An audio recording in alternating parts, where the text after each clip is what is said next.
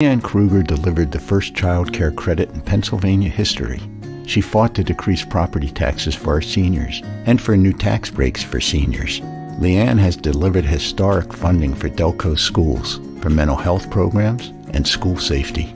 Leanne Kruger is a strong voice for women against the extremists who want to take away our freedoms. Leanne Kruger, she listens, she works hard, she represents our Delco values. Paid for by Leanne 4PA. Come and take the wave, get you niggas play with it, play with it, play with it. Yeah, it's black excellence.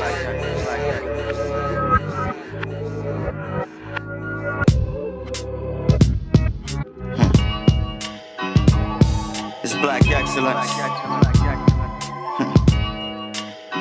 Yeah, you know it ain't no half-stepping when reppin' for black excellence. Just the perfectionist perfecting shit. Don't shoot the messenger. Shit, I mean I'm here cause I care and it's rare you get a real nigga to come reflect with you. They told me step it up, Ran. You see I'm catching up when actually I laughed them. It just appears that they next to us. I hope my testament motivate all the rest of us. I know it's hard when only thing definite is deafness. Just around the corner, only thing left is where it went. Black Glock 40, I carry it like my heritage. Just a young black king born in America. Let them tell it, half nigga, half terrorist. You know I'm all for my people, you can't leverage me. My chick ghetto, my hair nappy like Pat Beverly's. Young and focused, that's something they wanna never see. Damn, but back to the proceedings this evening. They told us that we worthless and we seem to believe them. Watch the government turn niggas to kingpins. It's deep, man, and they creep in when you're back to the wall and you deep in. You know the best offense is always a good defense, and the ones that talk about it ain't active, they just speaking. If you won't play the role, we need actions, no more preachers. Charging at the door just to hear what the Lord speak. If I'm here, so that's more reason. Cause we coming in, we leaving the breeze like the Four Seasons. I hear these other rappers, they clear but ain't cohesive. They words ain't got no meaning. It's like throwing a Mac in the oven with no cheese in. Don't care how long it took you to cook it, I won't eat it. Businesses that got it out the mud and expect them to have anything. All black mansions for acres with black residents. And word to Barack, we need more than one black president. More black men getting free when they lack evidence. More black queens for that nourishment, encouragement. Black lawyers and black judges, a black government. And less non-blacks benefiting from black struggling. Ain't no half-stepping, we're repping for black excellence. Just the perfectionist perfecting shit. Don't shoot the messenger. Shit, I mean it's clear that I'm here cause of the work that I put in. Go check my references. This shit was heaven sent. My nigga, this black excellence. My nigga, this black excellence. None of y'all niggas, man. I'm boycotting all this shit. CMPradio.net. This is the morning meeting, and Kenny, as usual, is boycotting. Is boycotting everything. Everything. All of Cooperation, unity. What else you boycotting? Understanding. Y'all black Jewish people. Share this live one time for the one time. Make sure you get it out, man. We are back. The morning meeting is here. And we got a lot of shit to talk about, man. There's a lot of things going on. But major shout out to the Chester Clippers, man, on their win Saturday. I heard it wasn't as nice as it should have been. Wasn't as copacetic. What happened at the game? Oh, man, what didn't happen at the game is probably what you should ask. I mean, they played one hell of a game out there.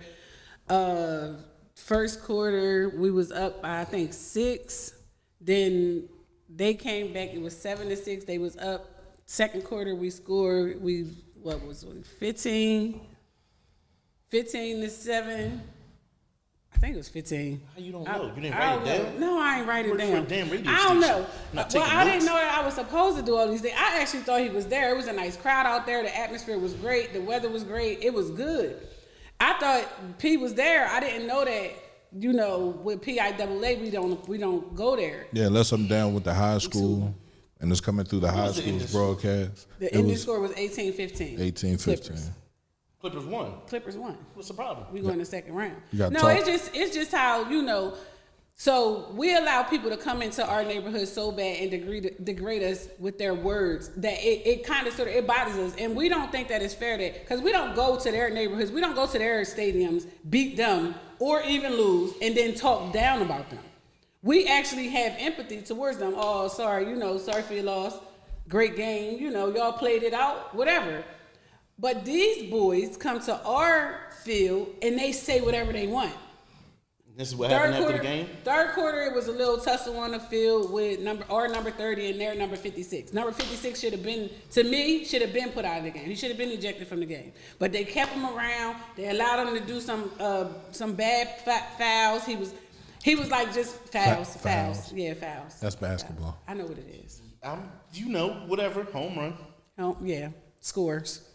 No, he was like, he did some bad plays. He had, unnecessary roughness. Since we got to be politically correct. Right. He was horse collaring. He was doing all kinds of stuff. Not to mention the name calling that was going on that we couldn't hear in the crowd.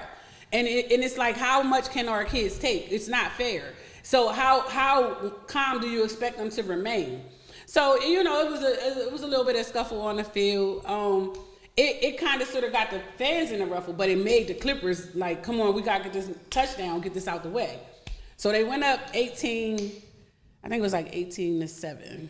I want to say that's what it was, 18-7. And, they came back, they scored, but it's just the principle. People be like, we got to hold our composure. How long are we supposed to do that? How long are we supposed to allow people to negatively speak to us, and about our children? How long are we supposed to do that? And we as the fans couldn't even defend our kids that was on the field going through those acts. I think that because we couldn't. We were in the stands, and I believe that if we went to the field, it would have cost more because Dom got ejected. That's number 30. They set him down for the duration of the game. Now, why was he ejected?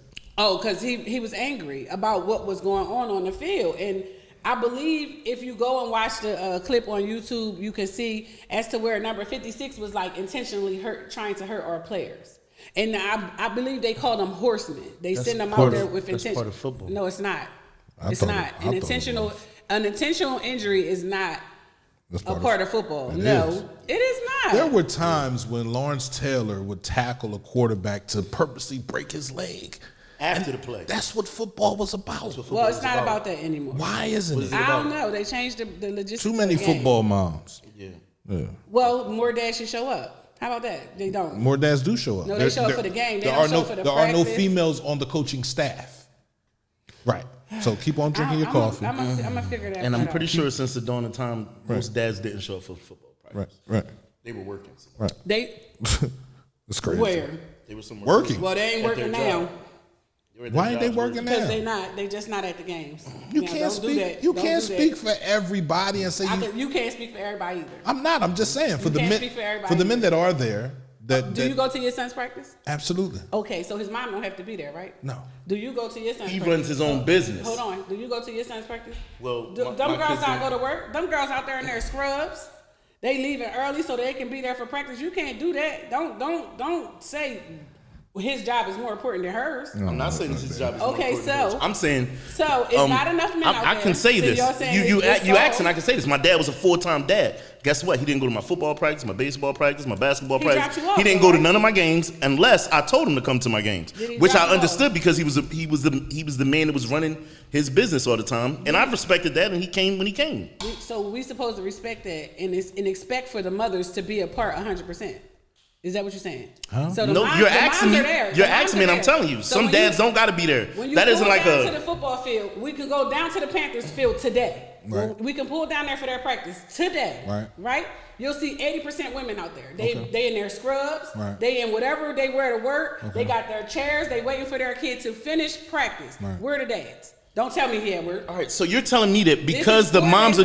So do you think that that's like legit practices that the parents are supposed to be there at every practice? Like that's legit supporting your kid? Is that what both of y'all think? So now let's go I'm confused because I'm in a whole different... Hold on, let me talk. God damn, I'll let you talk. I'm asking you too, Pierre. Is that what you consider to be complete support of your child? Is if you went to every practice and every game? I think complete support of your child is supporting your child. However, it works out for you. You're the adult. You have to work. You have to pay bills. So if you're paying bills and the house is still in order and your car still works and everything, that's supporting your child as well. She is. The mom is. But she's also making it to the sports. And so is in certain instances. In certain you can't make that the only way that's called support. But listen, in certain instances, so is the father. Where? Wherever he is. If he's not, if he's not in her life, there's a father in the other kid's life. Let's see a mother and a father working together to raise their child, even if they're not together. Then you got other multiple parents. But no, we beefing and we arguing and we yelling and we talking about what you ain't doing and we talking about, and then everything goes to shit. And then the kid goes to shit, and then the kid's out here doing whatever he wants to do. We got to stop that shit. Every household ain't the same, though. Because listen, my mom and my dad worked full time, and either one of them, my dad had his own business. He could have took off and been there, but guess what? He made sure I had the money to be at baseball practice. He made sure I had the money to be at football. He made sure I had the money to go to basketball, swim team, fucking soccer team, every fucking sport I wanted to play. He made sure I could afford to be there. Oh, they he were made sure fighting. the lights was on. Yeah. And they said if the call wasn't called on both sides, then they shouldn't have never did what they did. All, So Coach Bell was trying to explain it, like having a conversation with them on the ref, with the ref on the field, but you could only see it from the stand, so you don't know what's being discussed. But you could see the plays that led up to what was going on, and Dom shouldn't have been ejected from the game. He shouldn't have been. They took his jersey off and everything. He sat on the sideline in regular clothes. Damn. Yeah. So the refs, he's saying the refs saying that they watched the clip after the game. And he shouldn't have been removed from the game, but can you call that back? Because that was a crucial time during the game. Do what then? Put him back on the field. He said they watched it after the game. After the game. Call it back after the game. You can't call him back anything. The win is the win. It's over. So now you come and say we was wrong, but y'all knew y'all was wrong then anyway. They talked about this on the field for about 2-3 minutes. It was like they stopped the clock and everything, like because he was trying how he was ragdolling them, horse collaring them, whatever you want to call it, how he was handling them on them fields, we'd have rumbled them. In our day, we'd have rumbled, like real talk. In our day, well, it seems as though Dom was in y'all day because he was ready for the fight. He said, "Get that nigga off the field." That's how they was talking to us. They, nigga, I'm coming for you. And the kids is white standing. people. Yeah, we played a whole. Are y'all serious? Is that what y'all mad about? No. Who mad about it? The fuck this been going on since the dawn of time. So we supposed to accept it today. No, what I'm saying is this is a part of football. Never gone through this. We're supposed to accept it. I don't know. I played football. We played against Parkside. Fuck Parkside. The worst team back then was Sun Valley. Yeah. We called them crackers and they called us niggas, and the game went on. Right. Happened every year. Shit, I watched Chester High when Jesse and all them and Muscles was the running back and Tahir was the quarterback, Dre was the running back, and Pork was on the team. When they had to play Sun Valley. About sports than you try to put off. I played sports as a kid, but I'm just saying that I can't tell the prejudice of white people have been going on since the dawn of time in sports, buddy. Yeah, but at this point, you were supposed to get him for unsportsmanlike conduct. Like you wasn't supposed to. Well, you better get in line and become Jewish. Other people, like you better yell anti-Semitic, and maybe then they'll take the kids off the field. Hold on. What'd you just say? What'd you say? That's the only way you're gonna get some justice. Is trace your bloodline, prove that you're Jewish, and then yell anti-Semitic, and then maybe you can get some justice for. Because the N-word don't hold no weight. The J-word hold more weight than the N-word. It definitely does. It definitely does. And that's because their people stick together. Let me tell you, if that white boy would have yelled out, F you Jews, that whole team would have been disassembled by today. It'd have been all on the news. They'd have been like, Marple Township has no more of a team. The school is being shut down. It's over. The parents have lost their jobs. The parents have lost their jobs. The kids are homeless. But I get what you said now, because you're a parent, and it's... Nah, they was yelling out racial slurs. I just feel like it's not fair because if it was us on their field, nothing is fair. This is America. Oh man, they would have treated us the same way they treated us here. Like, it would have been no different. It would have been no different. No, they wouldn't have acted worse because they know what happens when you rile us up. You feel me? It would have been a whole riot out Marple Newtown. It would have been we'd have been pulled over on the side of the road. Yep. Somebody would have got shot. No good. All kinds of stuff. Like I'm just saying, we want to be treated fairly, especially when it comes to our children. You said boycotting. It's time to start boycotting these shit. We got enough running black businesses in our own black community, enough support and stuff within our own cities, and it don't even got to be about black. It just got to be about Chester. Chester need to just support Chester and say fuck everybody else. So you said it was a fight during the game. I wasn't able to get that. I ain't watched the whole game. I went straight to the end because I knew somebody said something at the end. Yeah, it's calling us classless. So this is Tigers Radio, and they filmed the game, and this is what they had to say at the end of the game. In this Marple Newtown community, so as Chester classlessly waves goodbye, as they'll get pummeled in the next round, whoever they play. Rightfully so. Waving goodbye to the Marple, but I'll tell you what, Marple Newtown will show good class. Move on. They'll play Pencrest in the Turkey Bowl in a couple weeks, the Wednesday before Thanksgiving on the 23rd. Chester better wake up and do something to get ready for next week's game, or it's going to be a long one for them. That knee will do it. Your final score, Clippers 18, Marple Newtown 15. That concludes the season. Steve wrapped it up as the Turkey Bowl. Pay attention to updates on MarpleNewtownFootball.com for anything. You can read more about this game, get coverage of the entire 2022 season, and listen or watch an archive of this or any broadcast. After the young buck laughed at him saying we classlessly waved, he got quiet. He must have realized what was being said because he didn't come back until at the end when he said the score was 18-15. Right. He ain't have nothing else to say. Bull was dead wrong and out of pocket for speaking like that. I mean, that's how about some kids. That's how they talk about us. And we're gonna get That's how they talk pummeled. about us. That's how they feel about us. We're gonna get pummeled in the next game. Like they said that about every game we had before this one. The Clippers are 10-1. 10-1. We went up to Downingtown and lost that game. I was there. So That was a hard loss. They had. If it wasn't for the fact that I think it was their number 7, Downingtown number 7. It was the 7 or 15, and he was running the ball. That's what gave us a fair shot at the game. Because outside of that, they was like 6'10", 6'11", Right. 6'12", big house boys. They horse. They coming through, and they was like. They had what was theirs? Number 51, I believe. Unsportsmanlike conduct. He was getting call after call after call, and he still was in the game. And the coach was like, "When you gonna remove him? Like you supposed to at least take him out for a play. When you gonna take him out the game?" I thought it was after 2 unsportsmanlike conduct penalties against you, you get removed from the game. Well, they say you got to sit out the first time for one play. From what I was gathering from other people standing around us, like they got to sit him down. They were supposed to remove him. They never removed him until we got the fourth quarter.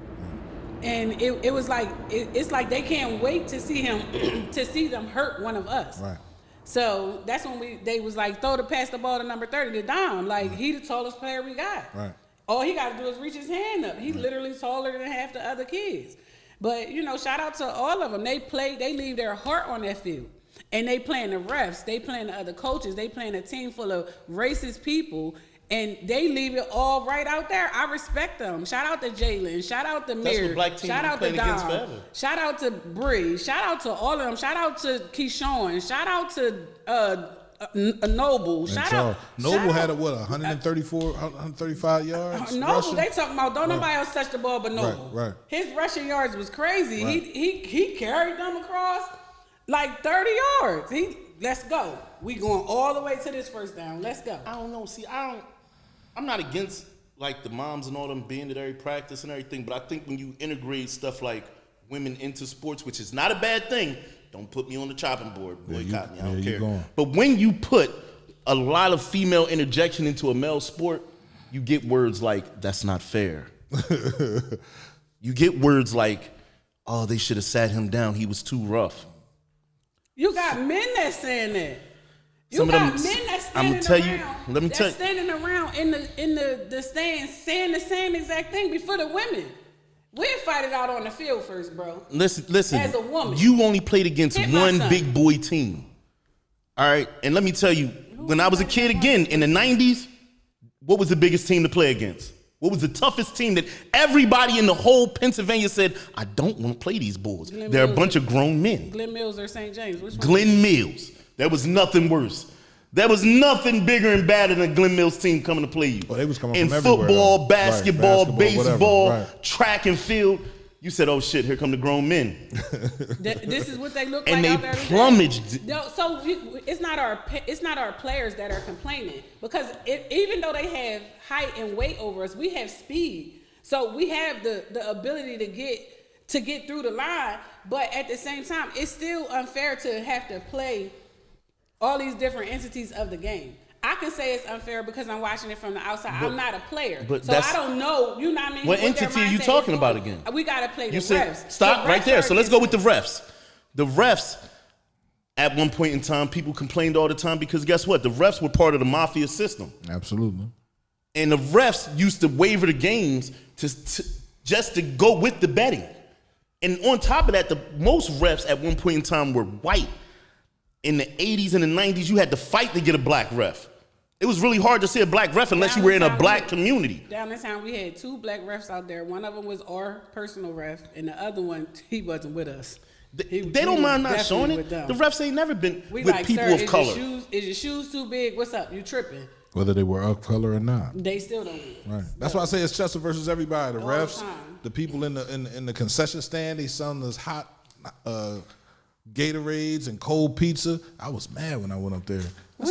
When we went to the game. Where was that game at? I said, why is this pizza cold and the soda's hot? Yeah, you talking about? Why you think? Was that out Lansdowne? Yeah. Was out that way?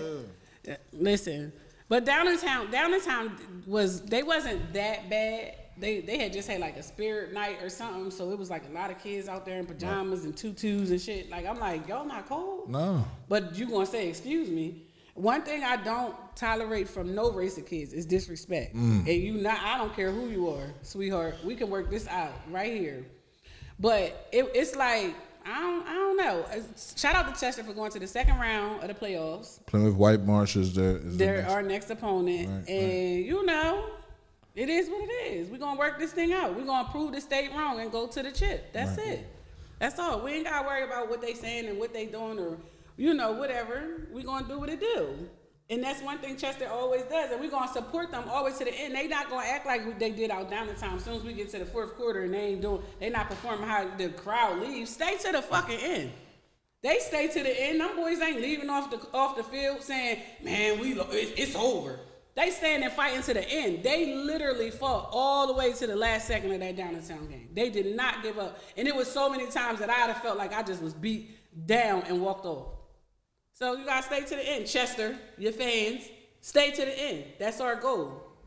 So they're trying to overturn the suspension for number 30. Yeah, he shouldn't be suspended if they said at the end of the game. Suspended. You got when you get a chance, go back and watch it. I think it happens like going into the third quarter. It's like the 2-3 minutes into the third quarter. Right. But it shows so much. You got literally go before halftime and then bring us back over. Like it just shows so much. But shout out to Dom. He been putting on the show. Shout out to Mir. He been putting on the show. Shout out to Jalen Harris for having the best record for touchdowns in Chester history ever. Shout out to all of them. And Keyshawn with a major pop. Right. Like shout out to the Clippers, man. Like I'm just so proud of them. And I can honestly say we was at the games when there wasn't nobody at the games. Yeah, we were. So you can't say we new fans. But, at this next playoff game, stay to the end. But I can say you don't know the difference between a foul and a technical.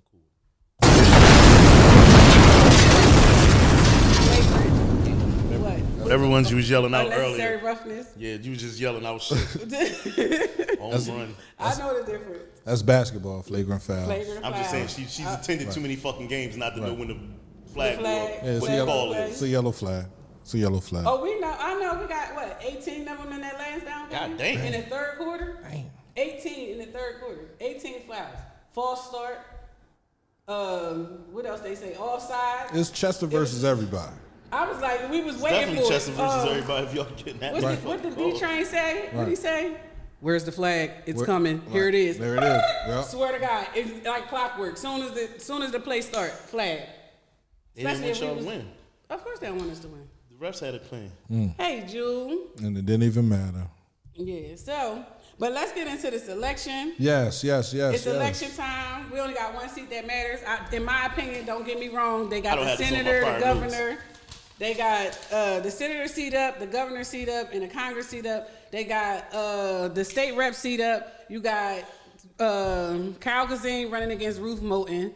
Understand, Chester, we need the seat. So please do me a favor and do yourself. Which one are you voting for? Carol Kazine. What's wrong with Ruth Moulton? She not for Chester. Is she from Chester? No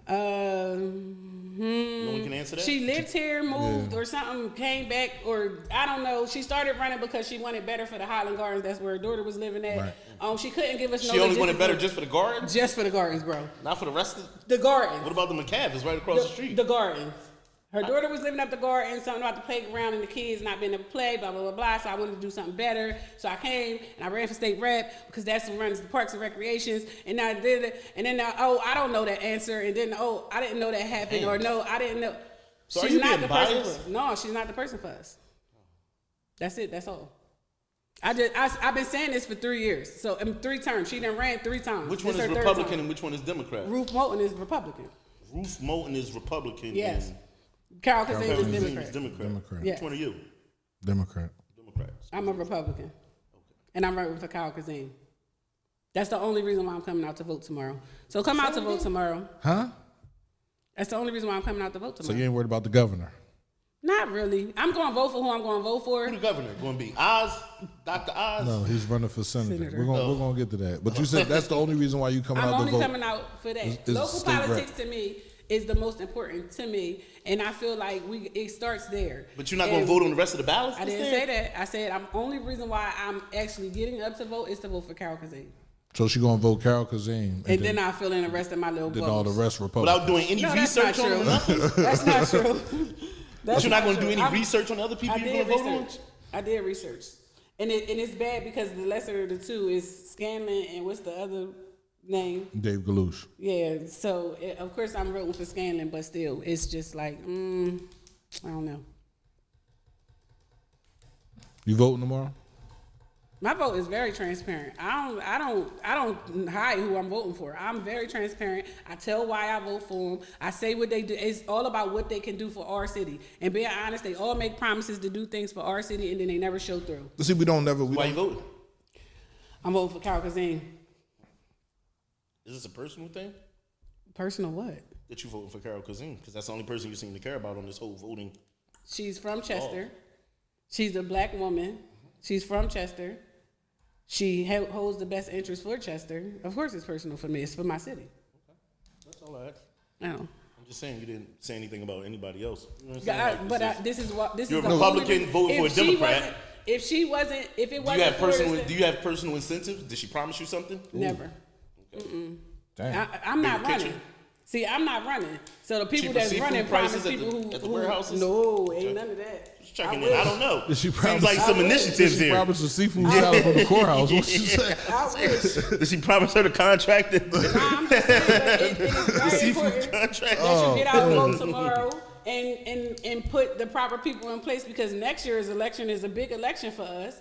So, like, we gotta. What's next year's election? The mayoral election and 2 city council seats.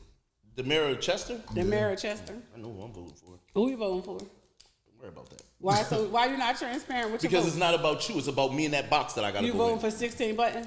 Huh? It's You about gonna me in vote- that box Are you I going to go vote in. for 16 buttons? It's about me You gonna put in the 16 box I go in. buttons See, back in there? let me tell you something. So Have you ever who been to gonna vote run before? against him? Have you been to the election? Have you ever? What kind of question is that? Yes. What do you do? You walk in there. Am I in there with you? It's changed now. It's not. It's not. Is it the a bunch same- of us together? It's not. It's not the same thing as a machine. Where It ain't we the clink clink no more. Nope. You gotta fill So it that out. means you ain't vote two I years ain't never ago. voted. It's crazy. Well, Kenny, why don't you vote? Okay. Right. I'm gonna do this real simple for Yeah, y'all. yeah. Let's do that. All right. You voted last year? Yes, sir. Who did you vote for?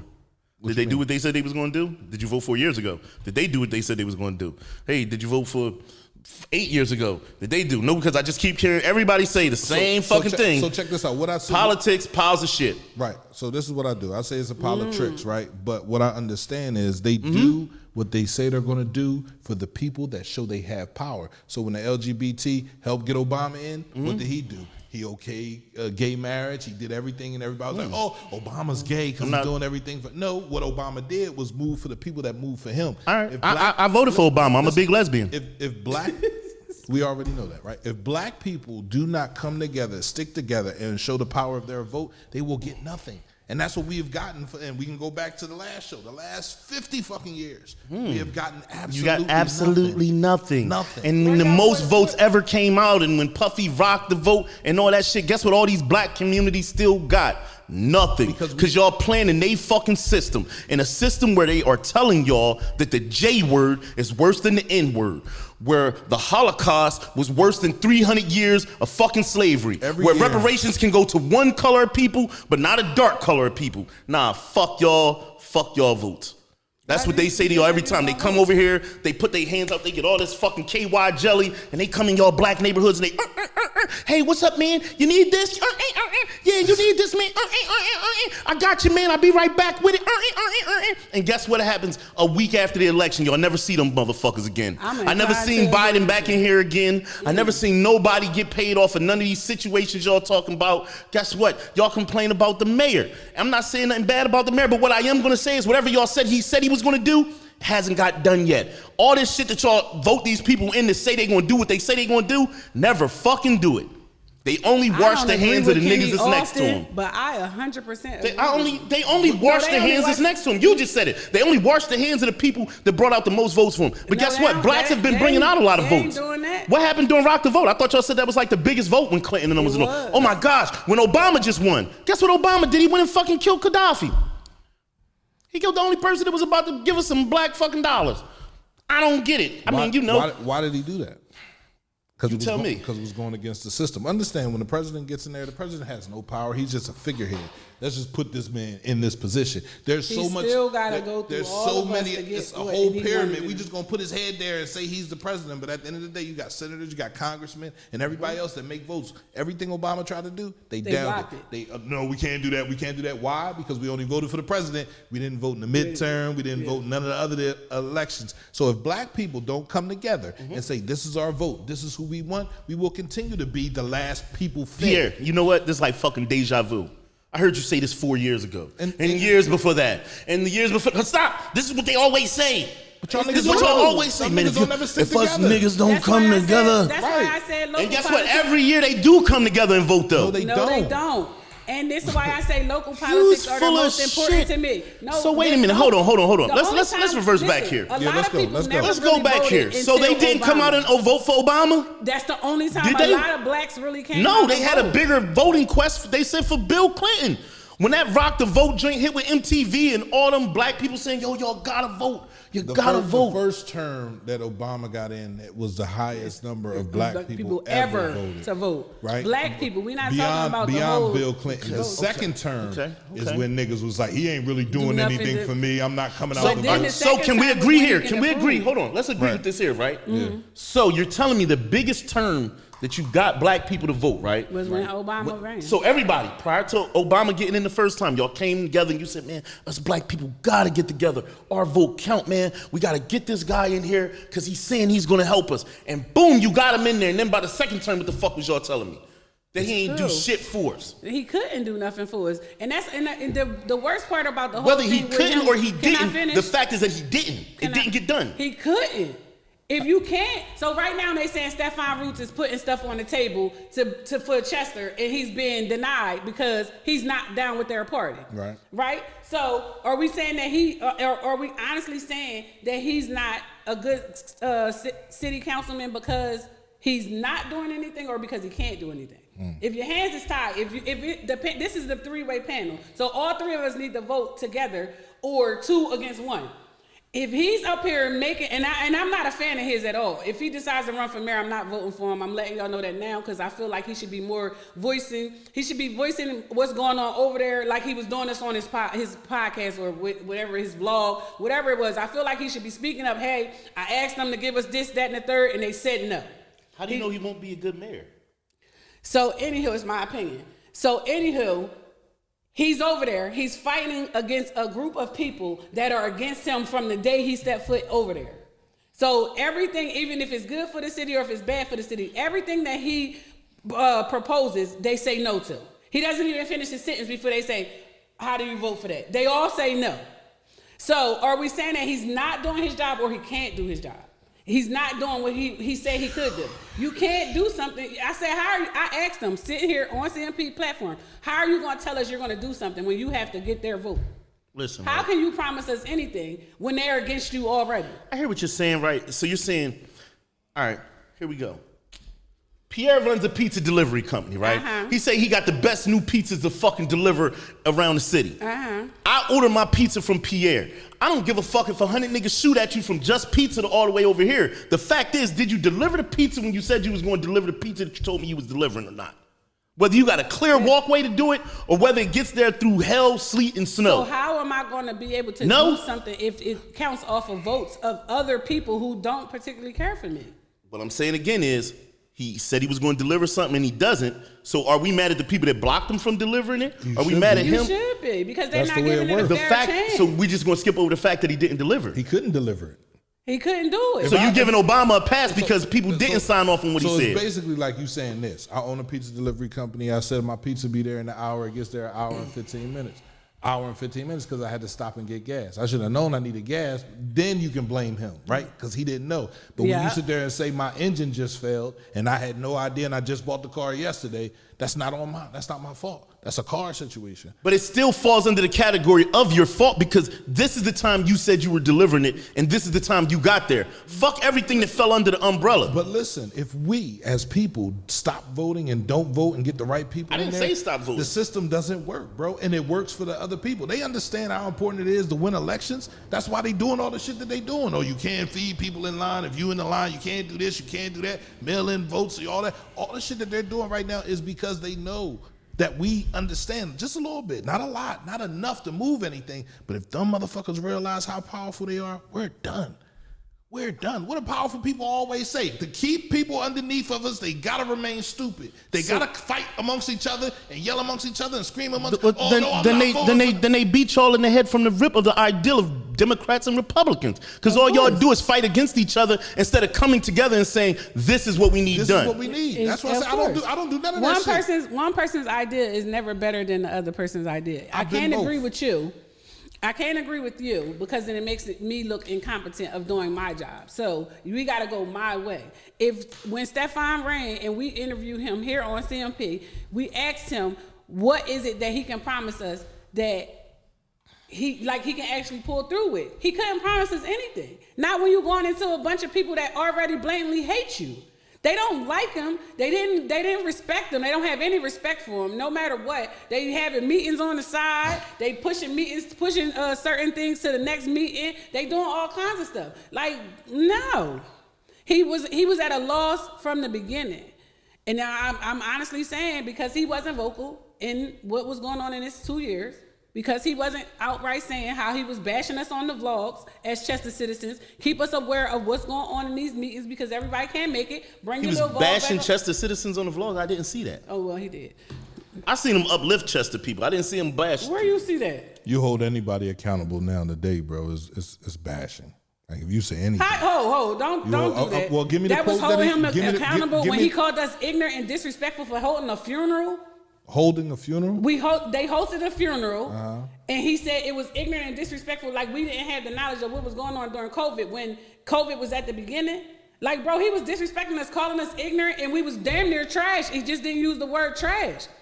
He didn't use the word niggas, but we know when I didn't see these vlogs that you. I'm just saying. Look at them then. Don't say I mean, you don't gotta get don't mad at me because I didn't fucking see him. I know what I seen. I seen plenty of articles when he was talking about the progress of Chester, people cleaning up stuff. Yeah, soon as he was about to start running, his narrative changed. Soon as he was about to, they coming to him and proposing that he take this city council seat. He started looking at looking at us as citizens and not as ignorant individuals. Bro, he been talking smack about us. He thought we was ignorant and illiterate. He been in them meetings where they were saying we got third grade educations. He didn't stand up and defend us then, but as soon as it was time for him to get in the running mate, he changed his partisanship and then he started to uplift us, saying that we were good people, saying that we deserve more. And if no one else could save us, if he couldn't save us, then no one else could. He was walking around here with an S on his chest like he was going to be the one that was going to do it for us. And now he's sitting in that seat. Isn't that what all politicians do? They all do it to some form or degree, but they ain't out here talking smack about us and then expecting for us to vote for them. I don't understand it. You can't tell me them young boys died and we wasn't supposed to host a funeral for them. That was a trying time for our town. And he was blatantly disrespectful. We was ignorant. We was inconsiderate. We had no knowledge of what COVID really was. It was just wrong. I'm just saying, it ain't nothing I ain't never said to him. I said it to him too. So therefore, like I asked him, what are you going to be able to promise us that you're going to be able to keep? He couldn't. And instead of him speaking about how they keep blocking him from everything that he's suggesting that we do, instead of him vlogging about that, He's just sweeping it under the rug and being quiet about it, saying what's coming next. No, we need to know what's going on now, so that we'll know you really do have our best interests at heart. That you did have a change of heart. Excuse me. That you did have a change of heart about what was going on in our town. That you do see us as citizens and not just ignorant individuals.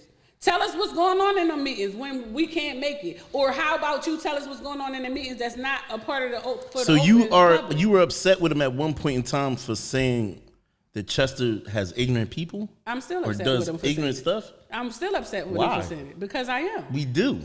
We got a lot of ignorant shit in our city going on. See, we got a lot of disrespectful, you saying it ignorant from a weed shit. Point of view. He wasn't from a weed point of view. But he was from a look at these niggas without saying it. He was from a here they go.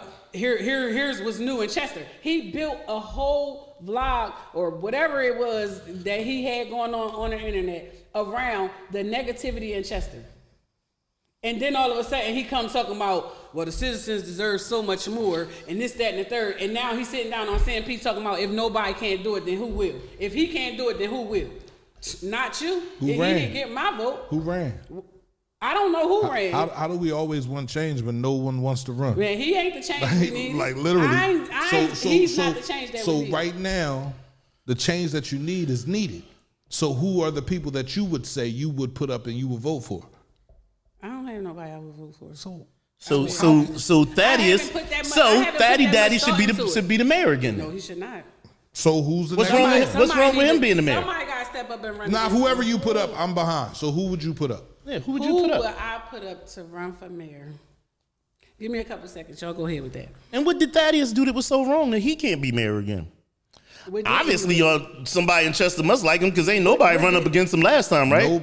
Nobody ran against him last time? No, so nobody had a vision of changing the city? Everybody wants change, but no one really wants to work Nobody wants to work for it, huh? Not that. It's just that so the only person we got willing to be in the office is the nigga that y'all want to shoot at. They don't have the belief that the city is going to do right, because people are voting off of popularity. They're not voting off of the right or the wrong. And if we got to take the lesser of two evils, they just don't have the belief that. So you saying Stephon Roots was popular when he ran? Say that again. Stephon Roots was popular when he ran? No, Stephon Roots had a couple people behind him that put some money behind him. So again, you need votes. You need individual votes. 1, 2, 3, three votes. They was tired of the drunken councilman, and they was also tired of Little Miss, I'ma hire any cop because that's my friend's son. So they were tired of them. So because they were tired of them, it's the lesser of two evils. We're gonna take the man that talks about us ignorantly on the internet, or we're gonna take the drunken councilman or Little Miss. But those two people that one person that we replaced never talked ignorantly about it. He was drunk and sleep at the council meetings. You would take somebody drunk and sleep at the council meetings before you take somebody that talks bad about you?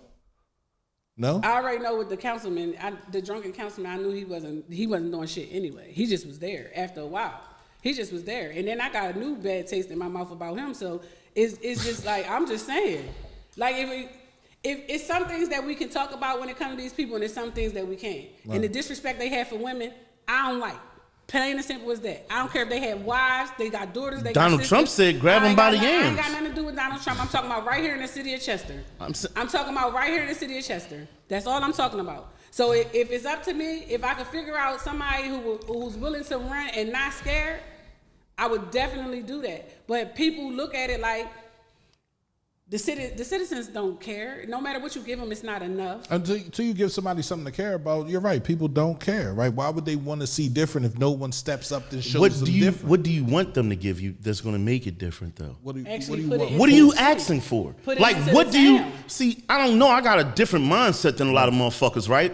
I don't expect nobody in City Hall to do something for me that I'm not supposed to do for myself. Right. I don't expect anybody in that fucking building to do something for my community that I won't get out and do myself. Right. So before I call them up and tell them to pick up my trash, I pick up my own fucking trash. Before I call them up and tell them that my community got too many guns and drugs in it and they need to leave, I treat my neighborhood like how white people treat their neighborhood. I'll call the cops on you. I will push you off this block. I will do it the same way that y'all would do if y'all lived in Garnet Valley. Right. So where are you taking the trash at after you pick it up yourself? What I'm saying is, it's a trash scene place. It's a fucking trash scene place. So you just walk up to it and give them your trash and say, here's my trash. What I'm saying to you again is, just asking you a question, yes or no. When you guys decide that this building down the street is supposed to be the revolution of Chester, then you exit out. How many people do we got in Chester? How many people is it? 34,000. 34,000 human bodies that should be working. 34,000 human bodies is more than 100 people in a building. Right. So when 34,000 human people in Chester decide that they want to change their city, then the city will change. It definitely will. I can't depend on one man. Like you just said, Stefan Roots, I love you, bro, but you can't come out with your S on your chest and think you're going to change my city. This shit been fucked up for a while. Right. I don't think that Thaddy is going to be the one to change my city. What do I think? What do I think? I think like-minded, business-structured people, mothers that care about their kids enough to be at the game and the practices, dads that care enough to maintain a job and help their kids and set an example. All these black-owned businesses that are fighting to be black-owned business, they're the change I give a fuck about. That's the only change I care about. I don't care who the new mayor is. Don't we need the funds? Nah, we've been doing it without it. Hold on. All of us been doing it without it. But it's here, though. This is the thing. We've been doing it without it because we had no knowledge that it was here. That's number one. We didn't know that grant money was available for our type of businesses. We didn't know all of these things were available because they were keeping it to themselves. Or maybe because my dumbass wasn't smart enough to research it. Maybe because each business owner wasn't smart enough to be fully knowledgeable of the business and the things that were allowed to them. Because guess what? People get grant money to feed the homeless. How much money did we get when we were feeding the homeless all year? No. Did you collect any grant money? No, but we were there every fucking Sunday feeding. Hold on. So I'm saying that people can do it if you want to do it. All right, but don't you ain't got to wait for a grant. Didn't they stop us from doing it because what? Their name wasn't on it. Didn't they stop us from coming to the Salvation Army from feeding the homeless people out of our own pocket and cleaning up the kitchen way better than it was before we got there because their name wasn't on it? Didn't we say we didn't need them to do this? You was going and dropping hundreds of dollars at the market. I'm going dropping hundreds of dollars. You dropping hundreds of dollars. We got the fire department bringing in donations. We got our sisters and our brothers, our kids. We got all these without people. a grant. I didn't need the city to give me a grant to do it. Yeah, but because we didn't go and take it to them so we can know about the grant, which they should have said, oh, they should have came to us. Oh, I see what y'all doing. It's a great thing because it was bringing all of the homeless people off the street. Hold on. How can I expect them niggas to give me a check? They don't even know where they writing their own checks to. Lord. They can't even get the .com right. What the fuck you talking about? So that's what I'm saying. I can't wait for them. I can't wait for nobody. All I can do is wait for bulls like Solo Sub to big up all these great people. You feel me? I can only wait for Jamar to every morning to big up all these great historians from Chester because they're not going to build a museum over here. I can only wait for people like Devin to pick up another business so maybe another black business can be over here. I can only wait for the Rollins to inspire people. I can only wait for Big VAR to open up another water rights stand so these black kids can see black-owned water rights business instead of going to Readers. I can't wait for them. I get that, but it's their job to educate. It's their job. When you go to other towns, bro, they educate their citizens. They let their citizens know this money is available to them instead of putting it in their pocket and buying a new car or a new 16-button suit or whatever the case may be. All I'm saying is they keep their city, they keep their municipalities on, they keep their educated. Us, they had a black workshop over at Dream. And they kept saying, are you going? Why would I go to something like that? Motherfucker, I've been in business for 5 years. They ain't never once had a workshop in 5 years. And now all of a sudden, you need a vote. So now you're having a black workshop with the people who you should have been standing behind in the beginning. You should have been having your inside caterers cater your events. You should have been having the art monster paint your walls. You should have been having the radio station broadcast all of your events so that we were knowledgeable of what's going on. They wasn't doing that. Listen, they was using I went to a city hall meeting, right? And I seen people do this too. People always come to city hall meeting just like this. Hold on. This is how they walk in that joint, Pierre. As soon as they walk in that joint, I notice everybody, bang, bang, bang, bang, bang. But nobody ever take the time to do this to themselves.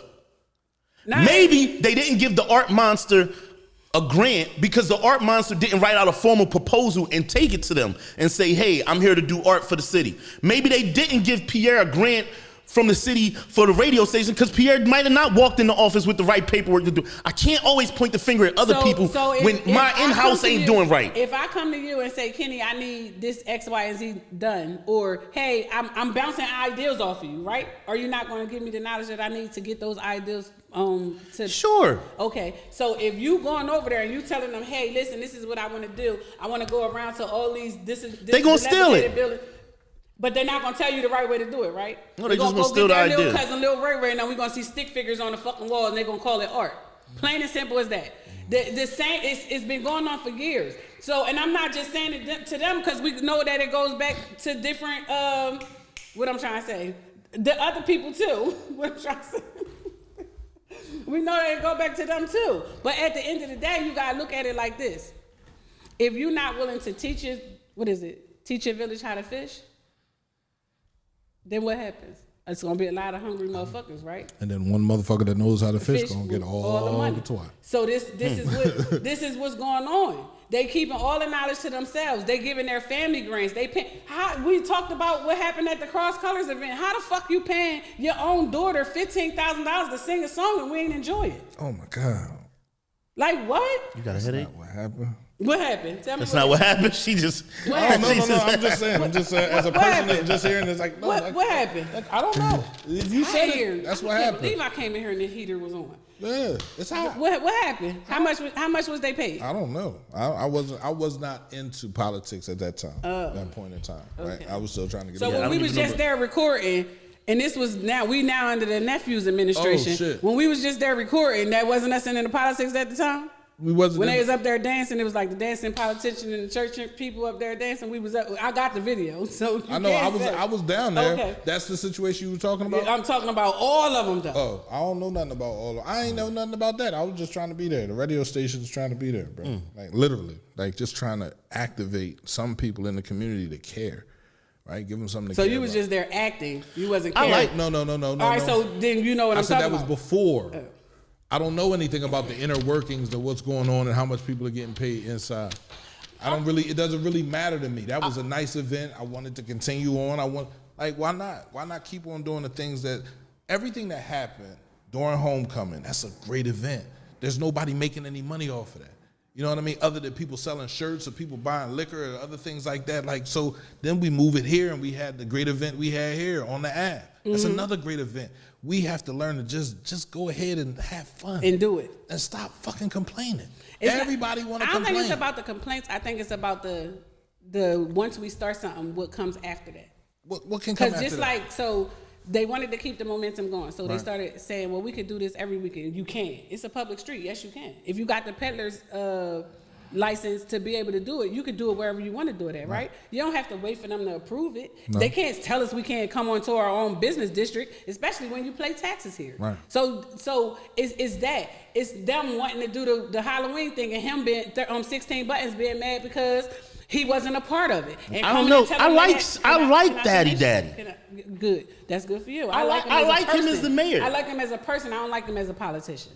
You know why I like him as the mayor? I like him as a pastor. I don't like him as a politician. All right, as so a politician, he makes mayor? bad decisions. When did he become mayor? 7 years ago. I don't remember. 7 years No, ago. I'm being serious. I don't know. I know. All right, I came home from jail in 2016. 2015, 2016. Right. The switch over right there, right? He was the mayor, wasn't he? I thought that was Linder. Yeah, that might have been Linder. I think when you came on, Linder was in his last term. Yeah. All right, so if he was in his last term, right? 16. I ain't for sure. Since 17, when we started the station, he was mayor already. 17, right? Yeah. I'm saying whatever's been going on since he's been mayor, right? Mm-hmm. And I'm not talking about the things that the city has done for black people. I'm not going to lie to you. I can't sit like, oh shit, I remember the city did this for us or they did that for us. I'm saying that the controversy of him being the mayor and the spark that it put into black businesses, I've never seen this growth so sporadic like it's been. So that's why I like him as mayor. You think that's because of him? No, hold on. Yeah, because sometimes when people feel like they're at their worst and their back is against the wall and nobody is there for them, sometimes that awakens like a worker in a person. I feel like that came from What? Barack Obama becoming president more than a mayor, right? People became entrepreneurs once they saw that they could. You think be people more. became entrepreneurs because once- they once- seen Barack Obama? Once a black man becomes president and he's never been allowed in that room before, it's never. It's not, because he was black. Well, so let's go with that then. I'll go with that. Let's say that the spark happened with the Barack administration. Right. And it's been going on till now because since 2016 up till right now, 2022, right, there has been a boom in Chester of black business owners, Right. of self-entrepreneurs, Okay. whether they're selling shirts, whether they're selling, you know what I mean, makeup, nails, you know what I mean? Like all these different people have woken up and said, you know what, I'm not working for nobody, I'm gonna start my own business. Right. So under this little regime that's been going on, black people have been like thriving in I feel like they've been thriving in my city because everywhere I turn to, I can find something for any like walk of life through black people in Chester right now. I don't have to go to Concord Mall or Christiana Mall. I can find my clothes designers right here for high-end clothes. Right. I can get suits, jewelry. What do you want? Shoes, sneakers? Sneakers, You right. need what you need? Some healthy food? What do you want? What do you want? I'll find it for you in Chester right now. Absolutely. I can The agree only with that. part of the regime that I feel as though maybe City Hall fails us at, but I still find this under the entrepreneur belt a little bit, is that we don't have any, like I hate when they say, oh, Chester's a violent city, we can't have a Wawa. Philly's a violent city.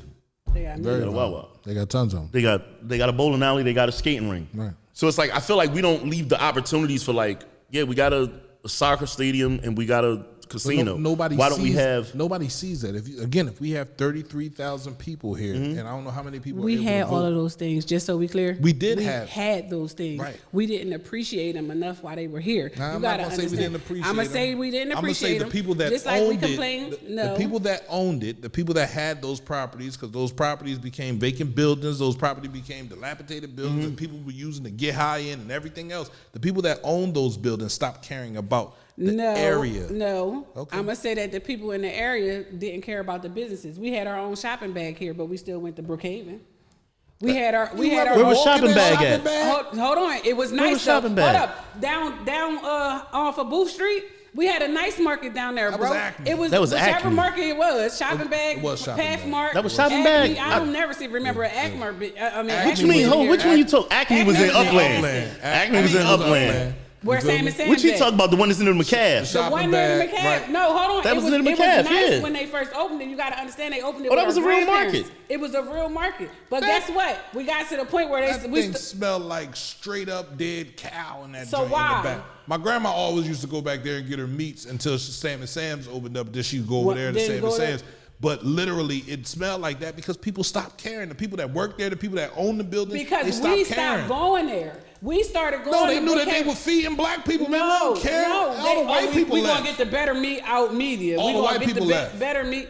Bro, it doesn't matter. We still had the markets here. We had the one over there where the Dollar Tree at. That market, and That it was a went from funky a market, too. Now, see, you talking about from our time. You gotta talk about when our parents was going to the market. Where the Dollar Tree at in the parking lot across from the towers. That was a market there. It turned into a Spanish market. But because we weren't patronizing it, why would I stay? Wawa was over there on the east side at the Choices. Right. They was robbing the Wawa blind to the point where the cops wouldn't even come over there and patrol it. Why would I stay? Why wouldn't the police go over there and patrol somewhere that they're robbing and they sit over there in the They parking was lot across doing from nothing, big bro. bars They all the was time? taking every bit of inventory out of that. I'm not joint. saying they weren't robbing it, but I don't I'm know just why saying. they got those- But they so was why robbing would it. I stay if I'm losing more than I'm gaining? I'm not going to stay. They moved 2 miles down the road, and guess what we do? We go to both of them. We go to the one in Woodland and we go to the one in So Brookhaven. they get 2 wins that way, right? I always said it. They close things in the city, so now we got to go outside the outside city. and get all of that stuff. 9 times out of 10, motherfuckers driving out there ain't got no license. They so getting you a pulled, ticket. You get pulled over. You understand what I'm saying? Or you do got a license, you still get pulled over. So the municipality wins hand and foot. They win because you come into the store, and they win because now they got you on record. Yeah, but we talking about what we don't have here, what we had We it gotta here. demand that shit. We can't demand something that we already had. If it was unsuccessful, why would they think it's going to be successful a second Because it time? will. And don't get It me will. wrong, I say that we need it. Ain't They Uno were supposed successful? to put they let them tell it. Ain't Uno's 7-Eleven wasn't even successful? making it to the black. They were saying that only time that Uno's is really booming is when the colleges in. Ain't We DTLR go- winning right now? We go in there. No, they were saying the same thing. They Nah, was- no. I'm a neighbor of DTLR. They winning. They're winning. They make their quota. They're one of the most successful DTLRs in their whole region. Go over there and ask him. We'll leave right after this. I know the manager. I call the nigga on the phone for you. So they were saying at one point in time they wasn't even making it to the black because people wasn't patronizing them. The same thing they were saying about the little spot out Eddie Stone, the sneak's not real, all this other stuff. Like, it's not the same thing in all the DTLRs. One thing about the Chester residents that I've noticed is when we get something, they always got to downplay it. Like, you really shopping over there then? You got everything everybody else got. I love shopping at DTLR. I love shopping at DTLR. My daughter just went there the other day and got a pair of sneaks. I got half my sneaks in my closet from I there. walked in there and got a pair of Jordans in size 15. I was so surprised. I said, "Oh shit, thank you. Let me get them drinks." But you gotta look at it. You gotta look at it for what it's worth. We had a movie theater here. We had a skating ring here. We had a YMCA. So we can have it again. We can have it again, but it got to be the people that's willing to, number one, keep it up. Number two, continue to go there. We had a Y here, and people still was going to Rocky One. We had that Rocky Run was not open when the Y was open. It was called something else. Hold up, they redid that Y. That Rocky Run was not open when that was a whole different situation from a whole. We had two Ys down here. We had a YW and a YM. We had three. What was the third one at? We had the YM, the YM, and the YW. We had one. Where was the Y? Where's the second YM? The YM. The one behind the park. One near the Chester High. Behind. And the one on 7th Street. The one on 7th Street, and then the League one Center, down the League building. Center. That was a YW. The one on 7th Street where? 7th. I'm just asking. I don't know. Next door to the masjid. That's YW. What is the YW? That's the YMCA. That's where I got my swimming lessons from. From the YMCA, the YW. The one around the corner from your house was a YWCA. It don't matter. It was a Y. Yeah. Now where was the other Y at? The other Y was where the League Center is. On the west side. Yeah. That was a Y. Yeah. Oh, they had a pool in there. It's Right, still they a had a pool pool in in there. there. It's still a pool in there. It was a pool in Chester High too, but they just covered it up. With what? The floor. There ain't no fucking pool in Well, saw a Chester fucking High. pool in Chester High. Now dog. you can go ahead and Google that, bro. They have never had a swim team at Chester High. Never. They had a pool in Chester. What they High, have a dog. swim? Would you have a pool I in a got high school pictures for? of You ain't got no fucking swim team. I don't know. Show me the picture. Who said they ain't have a swim team? They ain't never They had a never swim had a team. black swim team. They never had. So before it burnt down, it was dominantly white. And what was there? When there were white people, Maybe they just was swimming. When there were white people going to Chester High, they never had a swim team. Never. They've had volleyball. You was there. I'm just asking. Are you there for everything that you say you know about? Matter of fact, that would make 4 pools because we had Crozier I got a Pool. reliable source. definitely. Yeah, we did have. We had Crozier That's Pool. an outdoor pool. I'm just saying it was a pool. But let's say this: there were 100,000 people living in the city. At one point in time. We're down to 30% of that. Well, we got to remember that half of the houses that was here are gone too, because Aries Park was a housing development. It flooded. I say half of the houses are dilapidated now. Well, they are, and Right. then it's more field, it's more land than it is Right. housing. So that's where the problem comes in. There's not a lot of money here. You know what I mean? So from Wawa, 60% of the east side is flat land. listen, I know it's bigger than Brookhaven, 34,000 people. Literally, it's bigger than Brookhaven. It's bigger than Parkside. You feel me? So you can bring a store here and survive off of it. But what happens when we do start to go rob it and steal? It's from not it and even do that. It's different why things do like we that. think that they give other communities something different than they give us? That's what happened with the markets. They were saying they wasn't giving us good meats. Aren't they all FDA approved? Don't they all got to come off the same trucks? It was all good. But again, that whisper. That's what I'm saying. So your vote that's doesn't what count. made a lot of businesses leave. It made a lot of businesses leave. We think kept saying we need a businesses- market. We still don't shop at Cousins. I think businesses left just because there wasn't enough. The times white- were changing. No, it's just there's no white people here, so we're out of here. Right? They're in Aston, they're in Upland. That's where all the new markets went. I feel like that right there was definitely a major part of it. The fact that there was no white faces around. Right. So now that I feel like spots like Deacon Stanzas. Right. we are getting. I more, feel like they left because it wasn't black faces because they were getting. The fact that we are getting more white faces as the day go by says what? says that it could. It's something coming, right? It's a Yeah, lot of they- shit of coming. course. Something coming. They There's a wanna, lot you of know what shit they want to coming. do? They But- want to spend this shit. But at the end of the day, Spend the block while the property cheap. that's what they do. Give it to them, they'll tear it up, and then we'll come back and fix it up, and it'll be a whole new metropolis. Give it to them, they'll tear it up. Give it to them, they'll spit how on do each we other. keep our We community stick in our- together and we build our shit ourselves, bro. We don't worry about that. There's ways Let's to get stick grants. together and build this ourselves. Gotta happen with. It gotta start with somebody because the people are not coming in. Who's your vote for mayor? Who you picking for mayor? I ain't pick them yet. I gotta God figure damn, it you said out. a couple seconds. I know. You still picking? See? My thing is, it's still not gonna be Stephon Roots, Right. hands down. So it's not. I'm not gonna support him. I don't give a damn what nobody say. That's my opinion. That's how I feel, and that's just that. Like, but at the end of the day, it is what it is. if I could find somebody, or I've asked people like, why don't you run? And their same thing is, I play the background better, and I do this better, and this, that, and the third. And that's just my opinion. I don't think that 16 buttons is it, and neither is Roots. Like I think that. So you're not gonna vote for anybody then? I think so that you're it's not time gonna let for either one Dad of to them go get a home seat. and enjoy his grandkids and leave the political world alone, because it's stressing him beyond the person that he really is. Because I never seen him to be ignorant, except for when I was in high school. But I never seen him to be ignorant until he got to this mayoral seat. So even if he was, it wasn't blatantly in our face how it is now. He was a pastor. His church was always packed. They was following him. He had a following, this, that, and the third. I think it's time for him to sit it down and enjoy his grandkids. And be a pastor. And whatever time he got left. Why? Because his time is up. I think we need a more younger, youthful mayor.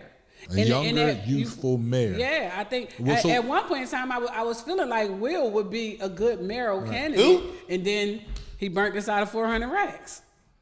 And then paid the taxes. So and didn't do the audit. With this younger, youthful mayor, what do you think he should be doing? Right, first and foremost, the first thing he should do. The first thing he should do, As the is mayor, fire everybody. outside. Fire everybody. Get them all out of there. I'm saying What do you mean? I'm I'm saying talking about take everything off the table. And listen, everybody got to be evaluated. Let me see your educational background. Let me see what you did. I always say this: when Thornton came into the school district, he called all these people to the office. He wanted to see everything that they did. He told the attendance lady, everybody. yeah, they all need to go. We need a clean slate. I think every last one of them over there been there for too long. They used to what they doing. They've been doing it their way for so long. I think they all need to, even some of the employees. How does that help your city? What you mean? It start off. I feel like the problems that we got in the city, a lot of them have nothing to do with the mayor's office, with the police station. It has to do with the community. Okay. So the first thing your mayor should do is become a part of the community. So hopefully. How does that? All right, listen. You can make it sound intelligent, and I want to rock with you. I just want you to give me an answer that goes with that. Right. So, bam, we get a new guy in a suit. Fucking, I don't give a fuck. Fuck the a Rock suit. comes down. Fuck a the suit. Rock himself comes down in his WWF outfit, Right. and he becomes the mayor, and he's walking tall, Right. and he's ready to take on everything. Right. And he goes and he meets everybody at every fucking door, and he says, "Yo, man, what do you need? You need more police? I'm gonna give you more police." And he gives you more police. And he say, "You need more trash people? I'm gonna give you more trash people." And the trash is picked up more. When we get to that part of the quota, right, when Friday night comes and the little niggas that's hanging on your corner go shoot at the other little niggas that's hanging at the other corner and nobody does nothing about it, that's not the mayor's fault. It's not. Nobody never paid them for that. Listen, it's not the mayor's fault. When your nephew that you know has that gun in his house and he's selling coke down the street and he's selling E's on his Instagram and he's telling everybody, yo, I got the new perk 30s in, and you see it on his Instagram, but you allow this to go on, that's not the mayor's fucking fault, dog. We're not saying that it's the mayor's fault, though. That's not the blame of the mayor. How about why People we don't blame have the mayor enough for crime. How about we don't have that? That's What? on them. But how about we don't have enough recreation for the kids to actually stay off them street corners? How about we, Okay, we got stop. one, hold Let's go on. there. We got Let's one go there. Boys Hold and on, you Girls just Club said it. in the whole entire city that's put on the east side of town. Let's do that one has problem no at a time. pool, We don't have enough that has- recreation. We don't have Let's do enough one of them. recreation. What is your solution to that? See, my thing is, So isn't what's it- the problem? isn't What's that the part of solution? Their funding? Isn't that a part Okay, of their if funding it's if to it find- is, So hold you on. put I don't listen. $150,000 part. Let's go back and forth here. You're saying that recreation, we don't have enough recreation for the kids. Right. So my next question would be: is what is the recreation that we want to have, and where would you like to have it at? So we have rec centers in other municipalities, in other boroughs, right? They got rec centers. They have more than one. They have gyms that are open up 24 hours a day, damn near, for the kids to be able to come in. So let me say this. First and foremost, as a mayor, your first goal is to find partners to come in here and fix the city, because the city can't do it on its own. So you saying recreational space, you reach out to the Croc Center. They own tons of fucking YMCAs and YWCAs and say, listen, we got property here, right, that you can refurbish and turn this into a YMCA, one on the west side and one on the east side. We need pools for the kids. We need places that they can go. They can take karate classes. They can get boxing now classes. we're on the same page here. You know So what I'm saying? we're saying that a part of the problem with the mayor's staff is that we know that we need this recreational system thing, right? Do they reach out? But why- The question. So my question would be at a town hall meeting is, I need that answer. Are you guys reaching out so that there is a Boys and Girls Club on the west side? Why are our YWCAs and YMCAs closed and my kid got to go to Ridley? They just tore down Pulaski. What are they building there? A rec center. So it's like a slew of businesses there. A women's center. It's supposed to be a recreational center. A place to house women and children. And something else like where you can go in there. That big square right there? Yeah. That whole block? So far they got one little building there. We got 1 million bars and 1 million churches, and we don't have no gym. We don't have no place for the kids to go swimming. We don't have no place for them to hang out in the summertime. And is that our fault as the community, or is it the council, the administration fault? I feel like it's the community's fault because the community isn't asking for it. No, we are asking for it. The community isn't asking for it as a whole. You got 5 people over here asking for this, 7 people over here asking for that, 10 people down there asking for that, when we're all asking for the same thing. But because you don't like her because she used to mess with your man, and you don't like him because he used to mess with your chick, and all that different shit. I thought you was going to say man. Damn.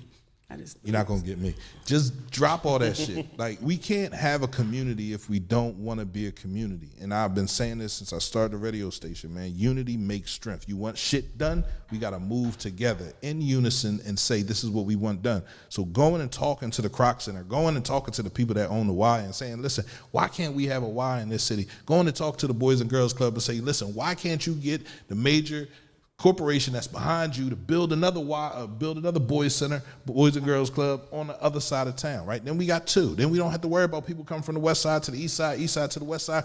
But that's bullshit too, because where did we used to do as kids? Go down to the bottom. Where did we used to go? But you know what? We had somebody that cared too, that ran that center. We had somebody who 100% cared, and he ain't played it. Whatever beef you had with Lil Ray Ray, when you got to that door, you checked that shit in the parking lot. Yes, you did. Or you won't come here for that $5 you gotta give me. Yes, you did. And that was plain and simple as that. You didn't go down there and get in no fights and stuff like that. But you had an old head sitting there putting them rules and putting it in place and saying this is how this is gonna go. We don't have them anymore. Right. You feel because me? you take power away from them now. Right. Yeah, because Absolutely. you say you took power away from them. Right. And he ain't had no problem with plucking you or whatever it is that he needed to do to get you in order. I ain't never go back down there. But also, we also have a lot of shit that goes on now. Like you just said, you got this group of people saying we need this group of people saying we need that. Everybody comes to the city hall meeting and yells, yo, we need this, we need this, we need this.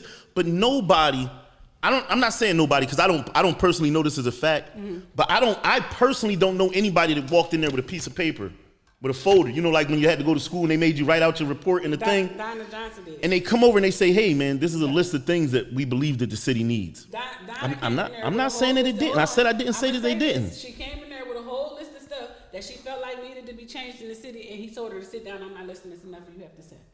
She didn't come in there yelling. She didn't call him ignorant, nothing. She said, this is for daddy. She had a whole list of things that she had felt was needed in the city of Chester. So we know we need a new mayor. Who do you say can be the mayor of the city of Chester?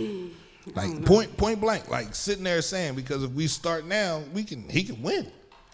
Literally, if we get him out there now and he's a part of the community, he can win. I feel like we need a seasoned one that's business minded, that has understanding of what we have and don't have, and has knowledge of how to properly use funds. That knows that the bills are the most important. Mayor, so the mayor's not in charge of funds. He can hire somebody for that. That's why. So this is why we have a chief financial officer, and this is why we have a CFO. See, we can't see this. Is literally, the mayor is only listen. This is what y'all telling me though. Understand as a person that you're trying to convince me to vote, right? You're telling me that the mayor is going to he's going to hire somebody, and I'm with that. Okay, bet, mayor. Thank you very much for hiring somebody. But then you can't tell me that the person that he hired lost $400,000. Well, he didn't really. But he didn't hire him. He didn't. We elected him. Yeah, city council. Yeah, we elected him. But I don't give a fuck which way y'all went through it. This is mistake now, right? But before, and I honestly think it became overwhelming for him. This is my opinion. It became overwhelming for Will, because I honestly thought that he should have been the next mayor. I felt like he was out here with the people. I thought he should have been the next mayor. Being in a part of the community. I still feel as though he should be the next mayor. Not until he figure out that 400 bands. Like that 400 bands. Listen. I let him be the mayor with the 400 bands messed up. Right. Because you can't put in a transmission without messing up a car a couple times.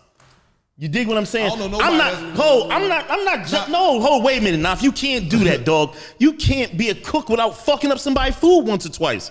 So yeah, he might have lost 400 to the mishaps of a thing, but if you put somebody new in there that's never done it before, they're probably gonna fuck up in the mayor's seat. Everybody fucks up. Without knowing any of the I'm not holding nobody faults against him. Yeah, it happened. Whatever happened, cool. But I'm just saying, if he already has a good character to do it, then I can forgive a nigga for fucking up. We all fuck up. I would like to see Casey as a city councilman. I would like to see maybe Kyle Charles Davis. Thompson as a city councilman. Charles Thompson. I would honestly like to see Adora come back as Adora some Purnell. part of the city council. I would like to see EU even come in as some part of the city council. All right, so there are your 4 city council seats. I'm talking about as far as business mind Right. and how to like productively make revenue opposed to constantly spend it. Okay. And I believe Adora was good with Parks and Recreation and keeping the kids active and finding different places for them to go at the city's at a grant's expense and not as the residents' expense and not just their families. You understand what I'm saying? She was opening it up for the whole entire city and not just saying, well, I told my sister and or my cousins and I invited my grandkids. I would love to see them all come together and make a plan. And they are Democrats and Republicans. Right. So I would like to see them all come together. I would have loved before this 400,000 to see Will become the mayor. Right. I would have. And see him like make a plan for the next 8 years, because I would like to see him sit 2 terms. Make a plan. Donna said pick some healthy folks, not popular folks. They are healthy. That's how I feel. They healthy. Right. They not popular. I mean, they popular, but they popular at what they do. Still don't have a mayor. I did. I said I would have liked to see Will before the 400,000. I've been saying this for 2 years. But the 400,000 doesn't happen. The 400,000 doesn't happen. You can't forgive him. No. You can't forgive him. You never made a mistake in your life. It's not that. That's at your job. Not a $400,000 mistake. But it's a mistake at his job. I didn't cost a whole. I don't care. It's a mistake at his job. If he's dealing with $42 it's just a mistake at his job. $1 million deficit and he messes up $500,000, that's a bad. Only way I couldn't forgive Will for that is if he did it and didn't tell anybody. No. If he did it, didn't tell anybody. He number one he investigated it. If 400,000 went missing and then you found it in his bank account, his cousin bank account, or somebody's bank account, then damn, we fucked up. Right. But if 400,000 went missing and he's always signing checks, he's always sending out money, and this mishaps happen, then that's fucking life. People make mistakes. See, we be holding niggas to like, y'all be giving people jobs in the office, and just like you said, Stefan said, oh, I'm Superman, no one can save it but me. No, he's still fucking human. Right. And he could have been tired one day and could have had one eye open and was pressing the computer at the last minute and hit send. I can forgive you for that. Because that's some human ass shit to do. It just is for me. I would like to see Dewana Mosley as the CFO of Chester. Okay. Plain and simple as that. I would like to see I don't give a fuck who goes in the office. Dewana Mosley, if they had to pick a chief of staff or they had to pick the financial city councilman, I would like to see Dewana Mosley, because what she did with the Chester Upland School District is simply amazing. The first time in fucking 12 to 15 years that we ever came out in the black, all bills paid, and still had a nice cushion. Coming into the next year, we a couple millions. We a lot of millions in the back. Ain't nobody pulling us that out. Ain't nobody fixing that shit. Ain't nobody fixing. That's not true. Ain't nobody fixing hundreds of millions of dollars in the rear. Number one, she has a. And we only talking about, now I'm talking about the school district. Dewana only has 4 other people that work for her. So that's a total of 5 people in the business and finance department over at Chester Upland School District, when we're supposed to have 10 to 12. I would love to see her as the chief financial officer for the city of Chester. Dewana don't play about the money. Pick healthy, not popular. We read that already. Okay, I'm just repeating What, you just getting it? I'm just repeating it. Okay, so then we got Dewana Mosley. I would love to see her as the finance councilwoman. I would put her in that seat, and she would tear them apart. And she also ran the pension program for the police and fire department. She also put in place, like, if we're gonna pick people, her mom would be a good candidate for mayor. Miss Mosley, Miss Deneen, she would be a good candidate for mayor, because guess what? She come and she say what she mean and she mean what she say. She don't play no games. You're not gonna tell me what you're gonna do if it's my job to oversee you. So, I mean, but that's what I would love to see. That right there. Will made a mistake, honestly, but it was a big fucking mistake, bro. It wasn't no little. He spent $7,000. This $400,000, and then they saying that the workers, the employees of the city, their taxes haven't been paid. That's $700,000. That's $1.1 million. So tell that like this was a big oops year for him. You didn't pay not one tax. So when they go to file taxes, Can't pay no taxes. Not for none of the workers. Is this proven? Yes. I'm asking you. Fuck, is this proven? It is. It's true. He owes the IRS. Well, the city owes the IRS $700,000. So that's $1.1 million. Tried to fight for That you, he brother. fumbled. Right. Tried to come in there and duke it out for you. And there has I mean, to be. some people make two mistakes. There has to be a reason. That's why it's called 3 strikes and you out in I baseball. mean, literally. It can be 3 when we 1.1 million behind because of you, and now you got. But you can't have so many millions lost and then just all look at me though. No, it's not so many millions. It's just this 1.1 million because we want to see you go to the next level. So you got 1.1 million alone under your own belt. Under your own belt. And no, you don't have a background in finances. No, you don't have the ability. Will don't. He worked for a bank. He had some banking. That's a background in finances because you work for a bank. You ain't go to school for business and finance. That's a background in finance. He has a college. I work for a bank. He has a college. He has a college education. I work for a bank. Yes. That make you qualified to be the finance. It means he has a background in finance. He has a background in finance. He have a background in finance. As opposed to somebody that ran a restaurant or cooks or has a radio station. He has more of a background in finance than I do. So I can't. You work for a bank. Yeah. If I work as a chef, do I have a background? Do I have a background in? You work for a bank. How long did you work there? Not long. You know, it don't take me long to steal money. But you work for a bank, so on your list of things that you can do. He better. Say, I got a background in finances. Absolutely. Fuck yeah. Absolutely. Get the fuck out of here. That's all it takes. A lot of us can do that. I mean, because I was the counter for the back room. Right. So therefore, I guess we all can do that. I'm just saying. You can. That's a background in finance. Background in finance. No, it can't be that. It can't is. be that. It is. I need It you has to be. a bachelor's degree or a master's degree in business and finance before you can go and apply for that seat. Before you can run for that seat. So you gotta Donna said the point of saying healthy is we got to start picking young people and let the moms and pop-pops go chill. I agree with that. Right. And I said we need a more younger, youthful a panel. I agree with that. I believe that they have run their course. They are so stubborn and bullheaded that they don't even listen to what the young people have to say. Why would they listen to? Williams been needed to go. Why would they listen to young people when? Because this is the future of what you're doing. But young people are saying opposite to what they're saying. Because what they have been trying to do is no longer. So let's sit there and really put this thing together because election is in a year. Bro. It's in a year, and so it can really happen well before November. So it's really not even in a year. Portia it's still in 4 be there. months. So you got Liz. 6 months. You got Liz. You got Portia. You got Liz. You got Will, and you got Thad seats up for the run for next year. And that could be done in April. Everybody.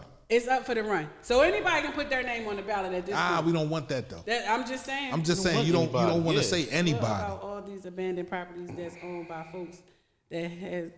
Find their ass. They find them. And find them and really put liens on their new properties. They got there's tons of people out in Swarthmore, Eddystone, Brookhaven, Parkside, all the way up, all throughout Delaware County that own property in the city of Chester. Don't come through and fix it. If your house is dilapidated, if it's falling down, that's a fine on you. And I'm going to fine you the amount of money that your house is worth, or just give your house the fuck up and we'll tear it the fuck down. Simple as that. You're not gonna sit there and hold on to property and do that shit and you're poisoning the kids. Kids come out of the house, they see that in the morning. Why would they want to go to school and do anything? Why would they think that they could be great? Tear down, build up. Tearing down all your shit. She was tearing down. She was having them tear down certain properties, tore down the wrong property, made a mistake and knocked down the wrong house, had to pay them. So it's a lot with that. It's a lot of logistics with that. But at the same time, these buildings that they hold here, why do these people own them anyway? They was dilapidated when they brought them. They might not have been dilapidated when they own them. They was, bro. It's a couple houses. I can name six owners right now who brought the buildings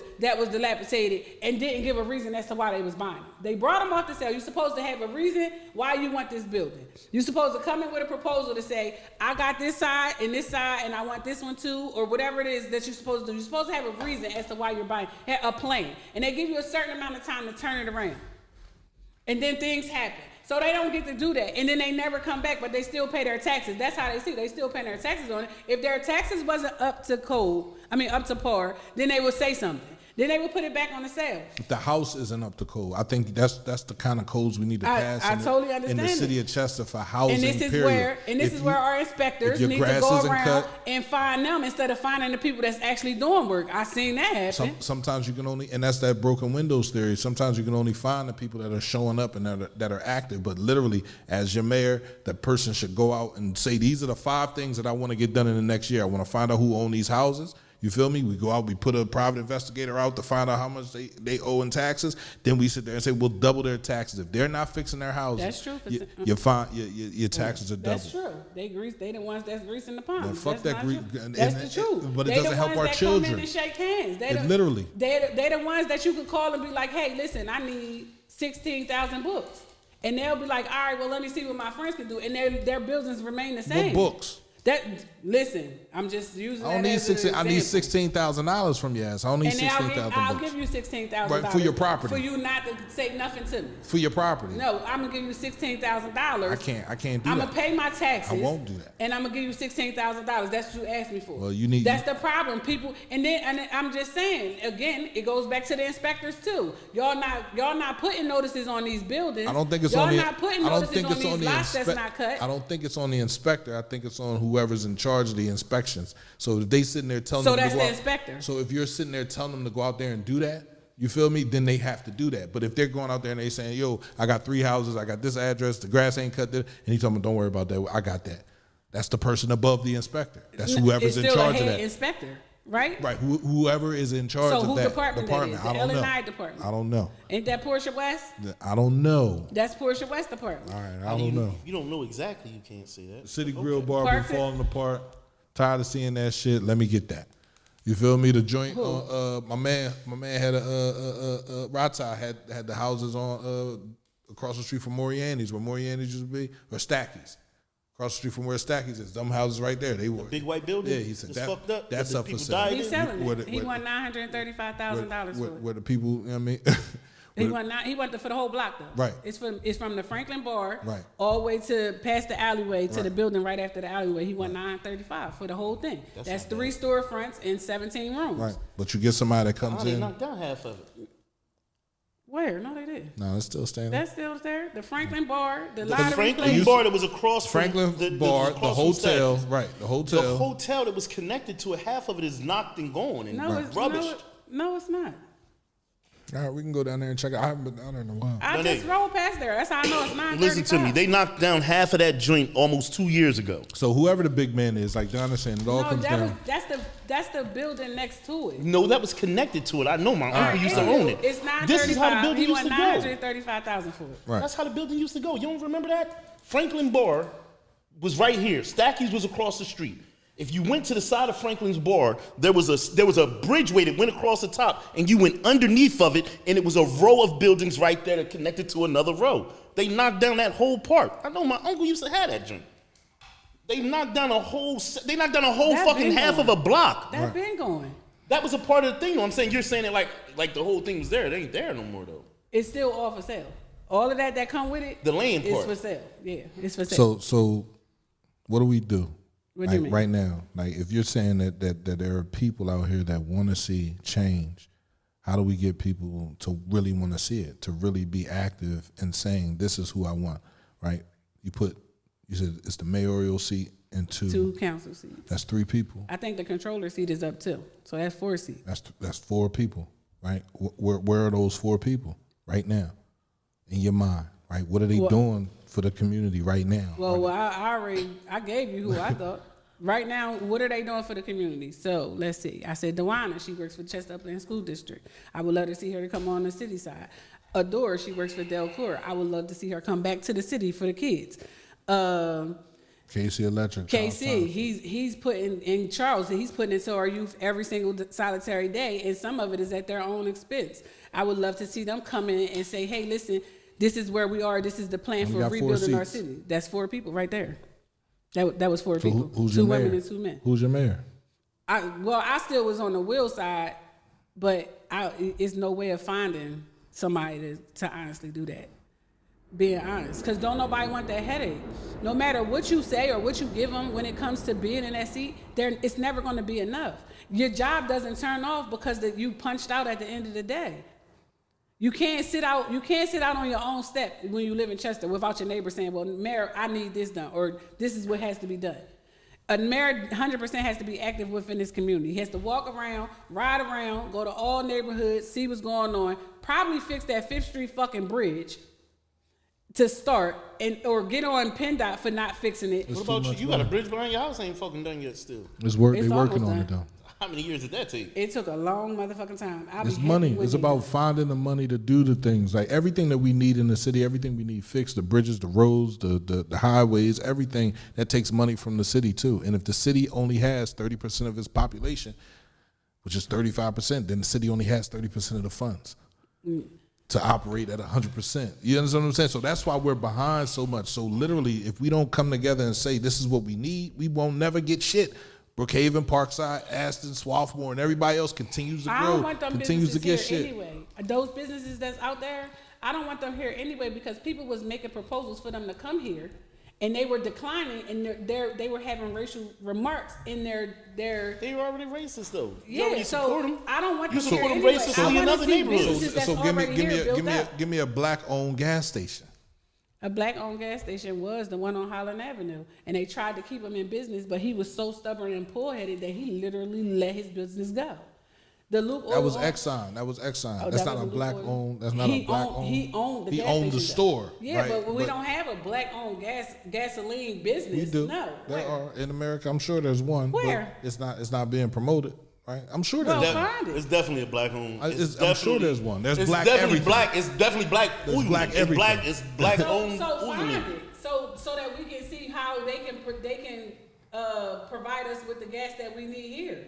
Find it, cause I'm fine with going to the Eagle. That's the closest to black we gonna get. I think, right now, you know, like even when you put these 4 or 5 people that you're appointing into there, until this city opens up its eyes more, decides that it wants better. It has to be a whole. It can't be individuals. We It can't ain't keep just- fighting a fight for the people that don't fight the fight for themselves. We can't talk about who hanging in front of whose block when we don't live there. I'm coming and fighting for your block. You over here fighting for her block. You trying to make it so that they not hanging in front of her house. And then, like what? That's exactly my point. I'm And saying then I don't. the police officers. It isn't. It isn't like. Well, I can't think that these 5 miracle people gonna come in there. I think they're all great people that you. Maybe the people. No, you, we not. Let's just say Haymaker. Everybody that you just said on your list makes it in there. I think they're all great people. Right. They're gonna be at shit's end when the time comes. If I live on C Street, but I never come and complain about what's going on C Street, but I'm always on the internet blogging about it. I'm whispering to Pierre, man, they don't do shit about nothing over here. But my black ass never once got up and walked to City Hall and made a formal complaint. Okay. This is what's going on. Okay, so when we get these people, we get this And it's gonna be shit with them. Yeah, it's gonna be shit with them. Motherfuckers gonna come at It's never them. going to be enough. But when you get this change, right? The one thing that I request is the management of funds that is allocated where it's supposed to go and not where you think it's best for it to go. So if it was supposed to go to, so back in the day they used to have street beautifications. So you could go to the city and you could say this block, they're gonna have either trees put down, they're gonna put little garden pots down, whatever. They had the beautification of the streets. They no longer had funds for that. They had to cut that out because it was needed somewhere else. I would love to see our trash go back to 2-day pickup and a recycle day, but I know that they owe so many people that we probably will never get there. I would love to see our city workers go back to picking up bulk trash and not just cutting the same fucking grass over and over again.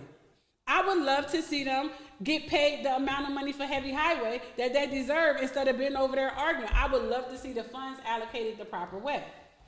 I would love to see somebody sitting and smiling when I'm coming to pay my taxes instead of somebody sitting there with a fucking attitude because she's not making enough money to be there. I would love to see all of these things happen, but it starts with somebody who properly puts the funds in place where they're supposed to go. I would love to see all the dilapidated buildings either torn down or rebuilt. I would love to see all this open land have things put on it that we actually need. I would love to see us to have other recreational centers. These churches have rec centers inside of them. When you go to other communities, when the Y is closed, it's a church that's open where you can go play basketball. Can you When the sit over Y there a is little closed- bit? For what? Just in case they shoot you, Martin Luther, not It's for tea. fine. Because you would love to see a lot of No, but it's your the dreams truth, though, is because great. I have small children. You have 2 children under the age of 5 years old. One day they gonna want to go play basketball. 7th Street Court is blocked off. It's been blocked off for so long that the kids stopped using it. Then when you get to 7th Street Court, the asphalt is so fucked up, or whatever, the blacktop is so messed up.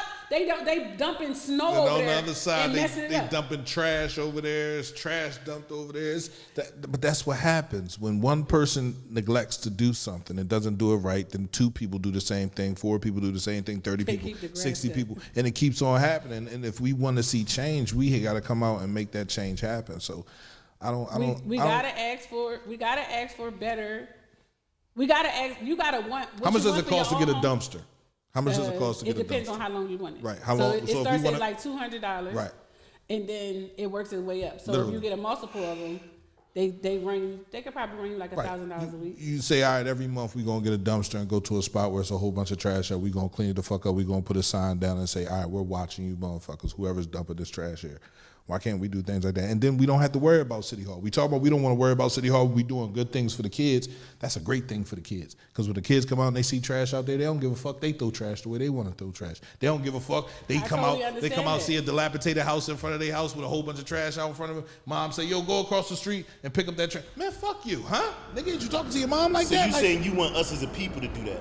absolutely. We need to. Yeah, Once but we wasn't we doing that at one point in time? Absolutely, but Cleaning certain parts of the city. I believe, and I just said this the other day, I believe that everybody needs to come together and clean the whole city at one time.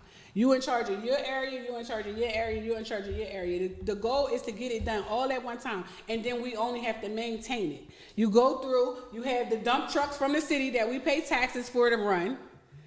They come through, they get the bulk trash, they get the big stuff, the dressers that's still on the curb from 6 months ago. You don't the remember our mattresses conversation with the mayor the first time I told him, I said, putting on that suit and saying I look good and I make the hood look good, that's not what you need to do. You need to put on a pair of jeans. No, that was Thad when we had our meeting. We sat in there with him and we had the conversation with him. I said, that was Fred that I said get to it, make but the that hood they're in your, you call him 16 buttons. You don't call him 16 buttons because he got 16 buttons on his pants. You talking about his suit.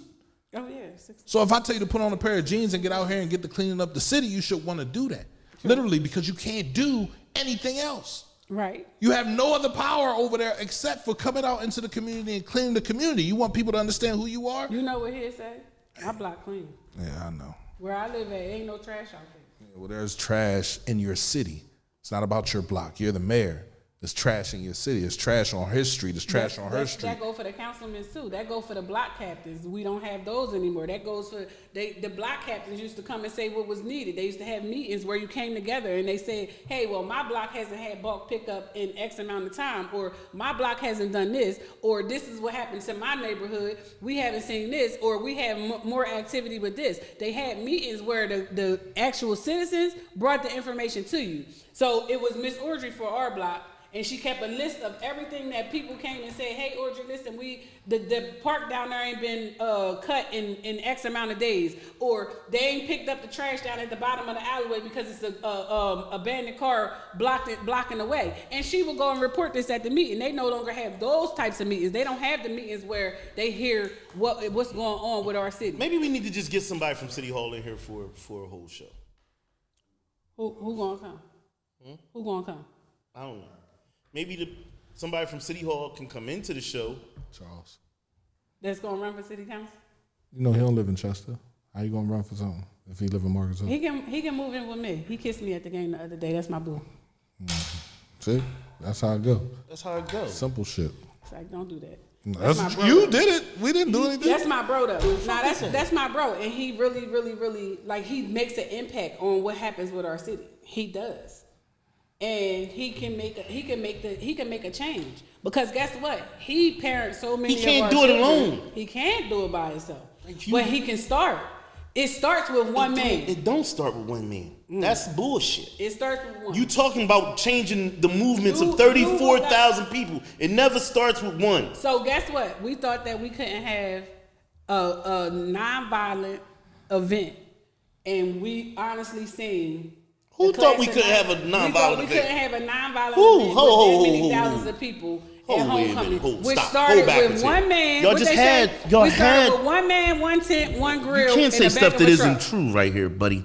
You're saying that we thought that we couldn't. Who was the ones that thought that we couldn't? Everybody here thinks that we can have nonviolent events. Us three. What are you talking about? We just had shit all summer long that was nonviolent, right? We had events during the summer that were nonviolent. And how many times have they tried to stop us from doing that? Or all right, so don't say that we thought that we can't have one. We know that we can have nonviolent events. That's now, bro. I'm talking about before. The homecoming situation started with two men, one tent, and a grill. And then you got to stop thinking that. Then it went to the next year. What they said that they had a cookie basket. It's a joke going on between Wu and Sam. Class of 93 and class of 99. They started that. And then it turned into something that was amazing. And because the city seen the citizens actually doing something nonviolent and amazing, what did they say? They're going to charge us to use the land. We got to pay them to be there. Oh, you can't come the night before. Oh, you can't do this. They started putting all these rules into place to discourage us. Oh, now we're going to charge you for a space. I don't think the rules were put in place to discourage anybody. I think the rules were put in place when you see an opportunity to make money for a city that's deprived of so many fucking resources. You shouldn't have a fucking problem with paying for shit. But if you want to continue to do it for free and you don't want to pay any money and don't nobody want to give anything for the kids, then we continue to party. All I'm saying is that y'all motherfuckers just sat here and said that the people started the homecomings, the people, right? Not the mayor's office, right? Isn't what I just keep repeating to you over and over and over again? It ain't the mayor's office that's going to change my city. It's the people. When the people decide to do something, we have good situations. Absolutely. Not when the mayor, not when one group of people sitting in the fucking building that y'all are telling me aren't even going block to block. All right. Well.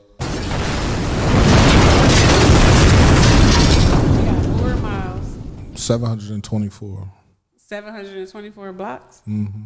Different blocks. But 3rd and 4th and 5th and 6th and... No, I'm talking about... Like you talking about all together, just one big block?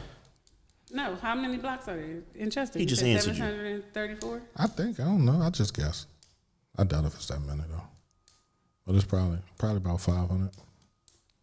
City blocks, like 3rd and Jeffrey, 4th and Jeffrey, 5th and Jeffrey, 6th and Jeffrey. You feel me? You go up like that. Yeah, but so if you take those blocks and put them together and make it into areas, so what we call it, 3rd Bone, 3rd Lamoken, the McCaff, the Highland Gardens, and you make people responsible for those particular areas to clean up, and that whole little community up there cleans up their specific area. Do you don't think that we can do a citywide clean at one time? Absolutely. I don't see why not. But again, people have to care. You have to get people that care. I think they need to see other people care so they can feel like they're not wasting their time too. You're not wasting your time. If there are already people in the room that care. Because I'm tired of seeing off the highway getting cleaned. I'm tired of seeing that Curlin Street area. That's the only area that's getting clean. I'm really getting tired of that. Why? That is exhausting because there's so many other areas in that one particular area that needs to be cleaned. But all they doing is the on ramp and off ramp of Curlin Street. I don't like. Why are they doing that? Because that's the only. Because I was out there cleaning that motherfucker by myself when that shit was nasty. I'm talking about months go by, nobody was cleaning. Really nobody was cleaning shit. You wasn't trying to say that you was out there cleaning. You was exercising. You was trying to lose weight. See how she downplayed? Right, exactly. That's what she do. You feel me? No, I agree with you. Pierre, you should run for mayor. I agree with that. I can't run for mayor because I'm gonna change some shit. Everybody gonna be responsible. I don't know how many. Ain't the mayor in charge of the police? Mayor's definitely in charge of the police. Yeah. Y'all knew it was 2 Adams. Adams where? On the force. In your body?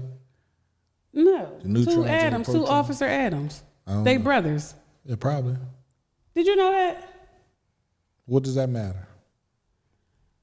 See, y'all not following the rules. No phones mean no phones. No, I was looking. You asked me how many miles was in. How many? He over here texting. You can tell her you want to see her later. All right, let's get into paint later. Let's get into this dating situation. There's 17 minutes left in the show, and now I want to talk about why dating is not the same anymore. And I feel as though dating is the same. It's just being controlled by the women. So that's why you feel like it's not the same anymore. Women that one little index finger. You ever see Kenny text though? Listen, he be like this. How you supposed to text with multiple fingers? Yeah, you gotta be like this. But his one little index finger, it go ham. So why is dating not the same anymore, Kenny? Do you believe what I'm saying? Like women are in control of dating now, so everything is different. I don't date. You don't date? Nah. I believe that dating is different now.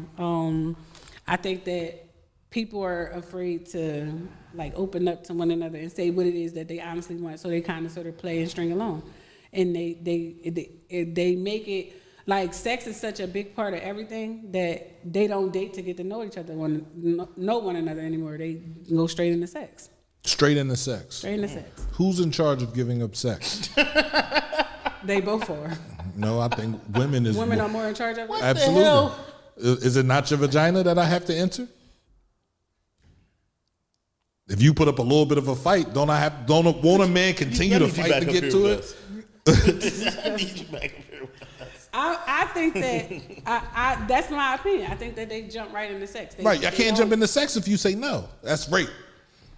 I agree. Right. But at the same time, like, give me an alternative. Like, don't ask me what I'm doing, where I'm at, and when I'm gonna see you. Don't ask me. I don't have company at my house, so me personally don't have company at my house. That's not. So you can't ask me when I'm gonna see you. So what does a normal, with you not having company at your house? What does a normal date look like to you? Take me to a restaurant. The movies. A walk. Because my dates aren't expensive. Because I feel like I'm not one of those girls that ask for something. Because I don't ask for something. What's your top tier restaurant that you like to go to? You don't want me to pick my restaurant. Why not? Because all I want to do is go to Texas Roadhouse. All you want to do is go where? To Texas Roadhouse. Oh, ain't nothing wrong with that. I like That's what I'm saying. I like the buns and the butter. Not the butter. The buns and the Smirnoff. The Smirnoff. Yeah. I'm just saying, like I feel like people like you don't have to. So you saying to date you is cheap? Motherfucker, I'm gonna probably pay for my own meal too. At that. So you saying you a cheap date? Because I don't want you to ask for nothing. So you think by a man buying you food, that's him asking you for sex? He's then now allowed to ask? I think that the more he pays for the date, the more he expects. I think that. What if he just wants to get to know you? Like what type? So if you want to get to know me, so I'm an older female, so okay. I don't look at dating as it has to be an expensive date. Right. You could tell me we could sit on the park bench and have a conversation and have a slice of pizza or something, a slice of pizza, a hot dog, anything. A hot dog, I ain't eat no glizzies. It's levels to dates though. It's levels to people that's taking you out. We're trying to get to know one another. You can't tell somebody that's never been to John Doggies to take you to John Doggies if he used to go to Steak 48. Right. All right, so if he used to go to Steak 48, then he's 9 times out of 10 expecting something in the end. That could be his level of how you ball. Y'all, what? What? It's levels of people. So you don't think that the more he pays for the date, the more he expects? I've gone on an expensive date before and not expected any twat. I almost told you wasn't telling the truth, but I'm gonna let you go ahead and live with that. No, honestly. This just got to be the level of people that you may be dealing with. But you were already dating them. What? Don't say me. It has to be because you're judging a person by how much they're going to spend. I'm saying to you, okay, here's Pierre. Pierre makes $150,000 a year. No, I do not. No, I'm just saying. Pierre makes $150,000 a year. Matter of fact, fuck it. Pierre makes $250,000 a year. $250,000. Yes. Here's Kenny. Kenny makes under $30,000 a year. Right. Where he takes you out on a date at and where I take you on a date at is going to be two different places. Right. Totally understand that, but that man with that arrogancy behind the amount of money he makes and the amount of money he spends. See, y'all not on the dates with the girls who's saying, man, this nigga thought that he was gonna get some ass because we went to Ruth Chris. No. When I'm saying it exists. Now, how many times have we had this show where we talk about sex on the first date and I say it's not important for me, I need to get to know you, and you call me what? See, because I know you had sex on the first date. I've had sex on the first date, and those situations don't always work out the best for me. They don't. Might work out good for the girl, but it don't work out the best for me. So what I'm saying here is now, sex on the first date is not. You're saying you don't need sex on the first date. I don't. I can go home. So what about these niggas get that KY jelly? That call, hey, what you doing? How you do it earlier? Hey, what you doing? When can I see you? That's like a basic conversation for guys nowadays. That's their When fault. can I see you? That's we their was fault. in the gallery. Somebody was on the That's phone, bro. normal. It's Hey, not, how you doing? Wait a minute. You're not asking So me when I take speak to you, out? what am I supposed to say? Oh, Hey, how you doing? Hey, how you was your doing? day? How was your day? How you feeling? How the kids doing? What your kids do today? What you do today? You have a good day Have today? a conversation. You feel me? Have Not, a conversation. Hey, what's how you up? doing? What What's you up? You doing? trying to go out? No, trying to go out? Or but dick no, pic? it's when can I see you? I don't even text no more. I just send a pic. Lord Jesus help That's me. what they say. I ain't texting nobody. Ain't nobody got no dick pic on me. I'm good. I'm just trying to figure I'm out. just saying. Dating is just different and How? it's off. It's no longer getting to know one another. It's either jumping straight into sex in a relationship or like you. That's why. So I believe so many relationships fail because they don't know each Because other. they ain't friends. That too. You don't gotta be friends, but to get to you know each should- other. you should be friends to before get you to ask know- If I, don't have but to you be just friends. said that should be friends. you got a weird ass guard up. That means if I take you out, You expecting that I'm you expecting thinking to that get I'm some pussy. expecting some pussy tonight. Where I could have just been taking you out because I've been working all fucking week and And I I'm want to go hungry. out. I want to go to the movies and fucking the dinner tonight. I want a great. And I wanted you to be my arm piece, but Right. now I done started spending money. And you like, oh, this nigga man, think he fucking. He think he fucking Then tonight. you I better start hurry up and go backing home right now. Hold on. Shut the fuck up. That's both what of you y'all. just said. Y'all acting like something. I just repeated what you fucking said. The conversation will lead up to what it is that you're doing. Oh, your or mom what said your she was intent. going to listen, but too much for her. Right. Yeah. See. She been saying that. All that cussing. The conversation between the two will lead up to what the person is expecting, what their intentions are. Absolutely. So if you're at the table and he's constantly saying, "So what you doing after this?" So what is he insinuating? It's 9:30 He's at night. insinuating that he wants to go to walk. He wants to go for a walk. What you doing after this? Where you want to go? What do you want to do? What else is on your menu? I'm not speaking fucking ebonics here. What are you doing after this? You can answer it. It's up to you. Right. The ball is in your court. You answer it the way you want to answer it. Go to bed. Oh, absolutely. Okay. Take you straight home. No problem. All right. When Man, y'all, am I don't going to like see you this is again? why I like this. When am I going to see you again? So Yeah. his next question is not. When am I going to see you so I'm again? going to bed with you. No, it's never been mine. What you doing? And she say I'm about to get in the shower. His next question is not. Now, if I told so you can to I come get in the shower with you? Oh no, Oh, no. what you gonna wait? I don't even know if you got the type of soap I like at your shower. You know what? Nah. I use Dr. Shaw's. Nah. I ain't gonna do that. to Literally, you. there's Do no whatever reason. you wanna do. There's no reason for you to do anything to us. If we move a certain type of way, that's because females allow it to happen that way. It's not because we're aggressive. It's not because we're overly pursuing. If we move a certain type, if I take a female, This is what he's saying, and this is what women are complaining about. When does he start listening and not doing the same exact thing? I'm not doing These anything. are women's complaints. These Wom- are not. and these women are be not my bullshit. complaints because number Nah. one, Nah. I go to the restaurant and to leave your ass at the restaurant. I meet you there. We're not coming to the That's same how place. So you- we're not talking about me. Everybody's but not- if women are complaining about how men are approaching them in a dating phase, Can we? and this is what they're saying. Can we honestly sit there and say that everything that you're saying right now might not be facts? Just like everything that we might be saying to you might not be facts. If a man takes a woman out on a date, 9 times out of 10 is he thinking about twice? Absolutely. That's why he asked her out on the first place. But that doesn't mean that it has to happen on the first date. Now, if it goes left and she's sitting there drinking and they have a couple drinks and she look at him crazy, he's like, yo, what's up? She's like, what you mean, what's up? Oh, that's it, right? That's key right there. Oh, we definitely. Oh, let me go ahead and Y'all book this so full hotel of room. it. Literally. Y'all just full of it. No. It's just full of it. I'm only going to, I'm just reading the comments on Facebook as far as women in dating.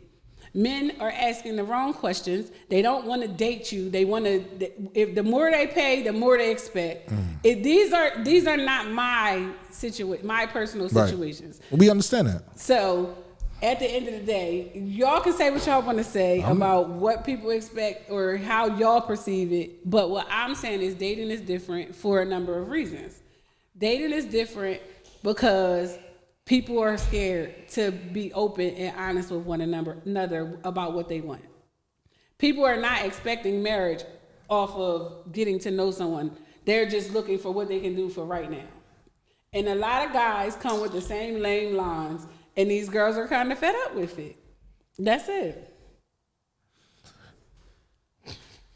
So there are tons of men out here in the community that feel as though women control it, right? You go out on a date with a young lady, you take her out, have a couple drinks. Soon as she look at you, soon as she give you that look like, oh, that's what this date is about. Right. Then it goes left. But there are those men out there that... How's she looking at you? She looking at me straight eyed. If she cross-eyed, she looking at me straight. So you took her like maybe taking a glance of another man. You see how but do you see how you get to throw different things in the example? When I'm talking about it's straight up between. It's what you just did to me. No, he let you talk. I almost kicked you. There are straight up, you can read off a female what she wants to do when she's out with you. So you take her to a nice restaurant. She ain't never really been at a nice restaurant before. She ain't, oh my God, this is so nice. Oh my God, this is so nice. Oh, this is nice. And she touch your fucking hand. You like, oh, I just came to eat. She touched your hand? Yeah, she touched, this is. Say, oh, yeah, because, right, because you know how when a guy touches. So y'all think that everything a woman that. You know how when a guy touches your hand. You know that when a guy touches your hand, you know exactly what he wants, don't you now? No. No, you don't? No, because you know I don't even How old are hands, you? So they don't touch. No, I'm saying y'all out on a date. Y'all out on a date and he reach out to touch your hand. You don't let him? No? Never? You can't ask. You know you can't ask me stuff like that. Why not? So ask the public. Don't ask I'm me. asking you because you're sitting there putting up the fight. You're saying that saying when she touches his hand, he like, yo. So, but you said it. Automatically, he knows like, oh, it's going down tonight. Yeah. Assume. No, he knows. It's going down tonight. Because the only way he could assume that is the pressure, and she say no, and then he's disappointed. But he knows it's going down tonight. I want to say you lost completely when you thought just because I took you somewhere expensive that I wanted your box. I didn't. I went to go eat at this place because I'm fat and I like this type of food. Damn. I'm a fucking foodie. You want some lobster? Oh, he can't. Girl, he trying to. Girl, he must be trying to hit me. He took me to steak 48. No, I like the steaks at steak fucking 48. They kind of they come with some good mashed potatoes. But there are those. No, I don't say y'all. I didn't say that. There are those female. There are those men that feel that way. So I can't give you credit for about 25%. There are men that feels though the more money I say it's 25. The more money I spend on a chick, the easier it's gonna be for me to. And the more I expect. I don't. Yeah. They expect that. Yeah, only 25% though, because there's a lot of us out here that just like to go on nice dates. I just like to be out. None of y'all niggas like to go on nice dates. I don't. I ain't talking about you. They don't like to go on no nice dates. So I'm the only person. They can't even put together a date nowadays. What you want to do? Listen. Well, why don't you put it together? And then call me and tell me to get ready. Oh, we definitely after I do all that work. If you going out with me, if you're going out with the art monster to eat, we ain't going to fucking McDonald's. And that's because we're going somewhere nice. Don't mean I gotta fuck you afterwards. And guess what? A lot of women, I've dated a lot of women, and when it comes to that aspect of bitches with these fucked up mindsets, guess what I end up doing? I end up not even keeping you on my date list. And I end up just taking out my dumbass sisters all the fucking time because I can't stand a chick to think that because I took you somewhere fly, that it meant that. So henceforth, I end up always going out with my sisters to eat. Yeah, because y'all be crazy. That scenario that you given that a man is spending a lot of money because that goes towards the twat. These niggas, some niggas just want to go eat. No, hold on. Some people want to go out and have a good time. If this is what's being spoken about, it gotta be some truth about it, right? Oh yeah, Listen, you can't speak. I got some balling ass friends, right? And when we go out to a bar, time out. When we go out to a bar, we ain't going out like, yo, we gotta fuck whatever bitch be in our section. Here we go. We buy 100 bottles and it don't. I've been out with you. We wasn't out there like, oh man, we about to get all these bottles because these bitches in our section, we about to fuck them all. Nah, we gonna buy bottles because we wanted to come here, have some fun, and go out. I love the Christian like Kenny. Okay. The reality of it is, if he's going out with her, the more he spends, the more he expects. This is coming from the average female who's out here dating. He thought that he was going to get some ass because the check came back and it was $300. There's always a chick somewhere that you didn't take out to eat that is willing to fuck you. Absolutely. As opposed to the chick you're just meeting for the first time. So we're not talking about dating on that aspect. We're talking about dating. At no point am I ever been pressed to sit there and say, I spent this money on you, bitch, you gonna fuck. No. No. Not that. That's not what they say. Their expectations is not verbal. Okay. But their actions become, damn, you acting funny. Rubbing on her arm. Yeah, I want to touch you. There's some good movies out. So when I take a chick out to the movies, is she thinking in the back of her head that I took her to the movies to bang her? Stop with that. That's We're what not you talking about the movies. We talking about if he's spending X amount of dollars, you look and you don't in the bar. And now you done brought this chick down there the whole bottle at the bar. Absolutely. But you done brought it in shots. Right. He like, I done got her drunk. Like in his mind, he's really saying like, shit, I brought this bitch all these drinks before he calls her out her name or something like that. You ever see get a me man saying drunk? Absolutely. To take his virginity from him? No. To take his love stick? You never got a man drunk to take his goodies. Yes, you did. No, I didn't. Why you say yeah? I said, Yes, you didn't have. say, Yes, you have. No, I didn't. Yes, you did. No, I didn't. I can had see to. it. I can see it in your face. What? I can see it all in your face. No, It's never. written all over your face. I have never done that. I don't have to. Okay. I don't have to get them drunk to take his cookies. I don't have to get no female drunk. I'm I just saying. don't have to feed no female either. I feel bad because when the gold room was right there and we used to always get all these people drunk. They It went wasn't home and fucked somebody. it wasn't because we was They doing went that home though. and fucked That's not what somebody. our They went home and fucked somebody. That was not what the That's circle what it was there was. for. I had a This circle of bitch- friends. You used to this come bitch- sit this with me when I bitch worked third- over there, right? Man, And whoever walked over to that circle got drunk with us. Right. It wasn't, oh shoot, here come such and such walking into the circle. Hey y'all, let's buy 50 more drinks because Bro, one of you us gonna fraud, fuck and then I her. was That's right not no there some fucking of the fraud. time. That's So who fraud. took you home then when you got drunk with us? First of all, Nobody. I was early. Because it wasn't about that. It was about us having fun. It was a genuine night it's of a us group- having It's a fun. group of people that just have fun. You can name them. That's But what when I'm saying. That's when the group I'm talking about. When them people, these are people we all get together. Year round. Exactly. Them guys didn't come there with the intentions of when I get whoever drunk around me, they gotta go home and That's fuck not me. the dating phase. If we in the bar, I done seen it. I done seen them get the chick all wasted. And this is in almost every bar I ever been in. I done seen the chick get wasted by a guy, and guess what? He's sweet talking, whispering in her ear, all kinds of. I just watched it at the Bonners Friday night. I just watched it at the Bonners. I watched it. He kept on buying her drinks, dancing, laughing, joking. They was Guess dancing what? together? In the chairs next to each other. All right, He so she walking was up giving him behind rhythm, her, right? Whispering in her ear. She He liked it, dancing right? her. She was whispering back? Guess what she came and said? This nigga swear he getting some pussy at the end of the night. Ooh. Hands down, that's what she came and said. Well, how about we think about the females that have dick on their mind more than men have? You know what pussy you're on gonna their do. You said we make the decision, right? You know what you're going mind. for. You I know mean, what you're going for. I believe that wholeheartedly. I'm not saying that they don't exist. I'm just saying dating is different. People don't want to get to know one another. I do. They want to come see you right off the bat. No, I don't. I'm a firm believer that no man should meet as a woman. No man should meet your kids.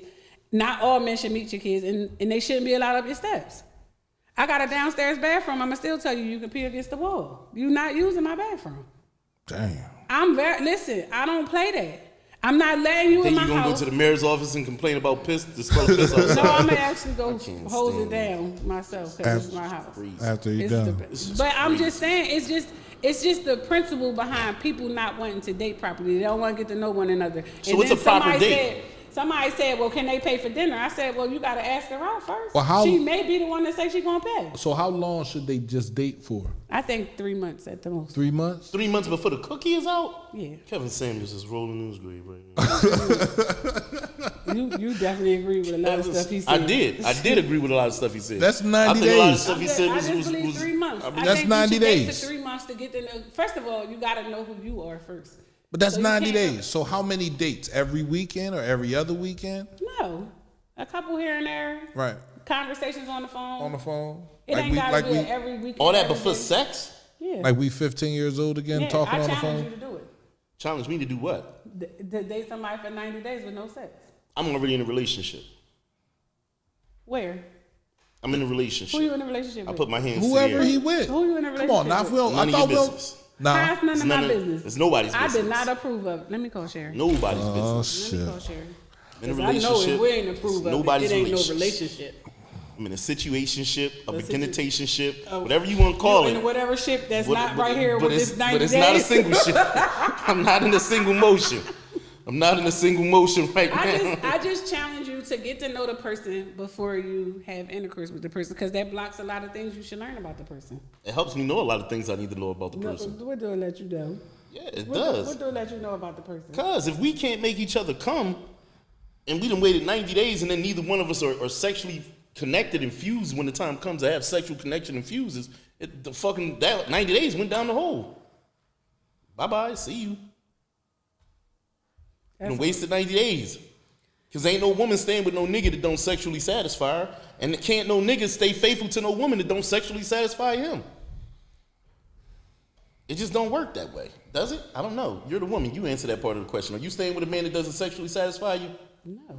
Okay then. So now 90 days, you done found out he the best nigga ever. He got good credit. He got a house on the hills. He do everything you want him to do. That was posed. Can you stay with a man or a woman who can't sexually please you? If you already answered. You said no. You said no. If it's off the back, like the first time, okay, that's a oops. The second time is. You said it already. You can't. Me and my girlfriends don't is go in back. a group don't chat. go, you can't go back on what you said. It's not gonna work for me. All right, so Plain we could have had simple as everything that. else that you wanted in life, that you found out in them 90 days. But he don't hit the stroke the right way. He don't know that you like it from the back when he doing missionary on you all the time. He don't know that you come from him eating it or something like that. See, boom, bang. Now you done quit him after 90 fucking days of his hard-earned money. But she Dates should be and paying too. plates. I don't think dating is solely the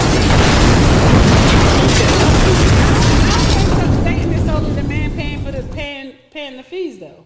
I don't think that to be true. I go out with you the first time, I pay mine, you pay yours, or I pay it all because I'm up 9 times out of 10 getting my own car and leave anyway. I don't want to date you for 90 days if we ain't talking about business.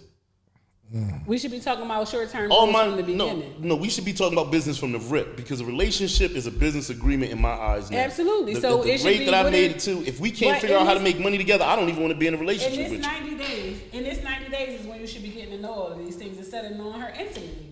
Fuck. I'm just saying, you should know where her head is at. Then you find out if she crazy, if she not, if she really about her business, if she not. You get to watch her move without watching her move. Because once you sexually introduce to somebody and y'all are like emotionally attached, you looking at her like, oh, okay, well, who's she over there talking to? You worrying about everything but what it is that you two should be doing together.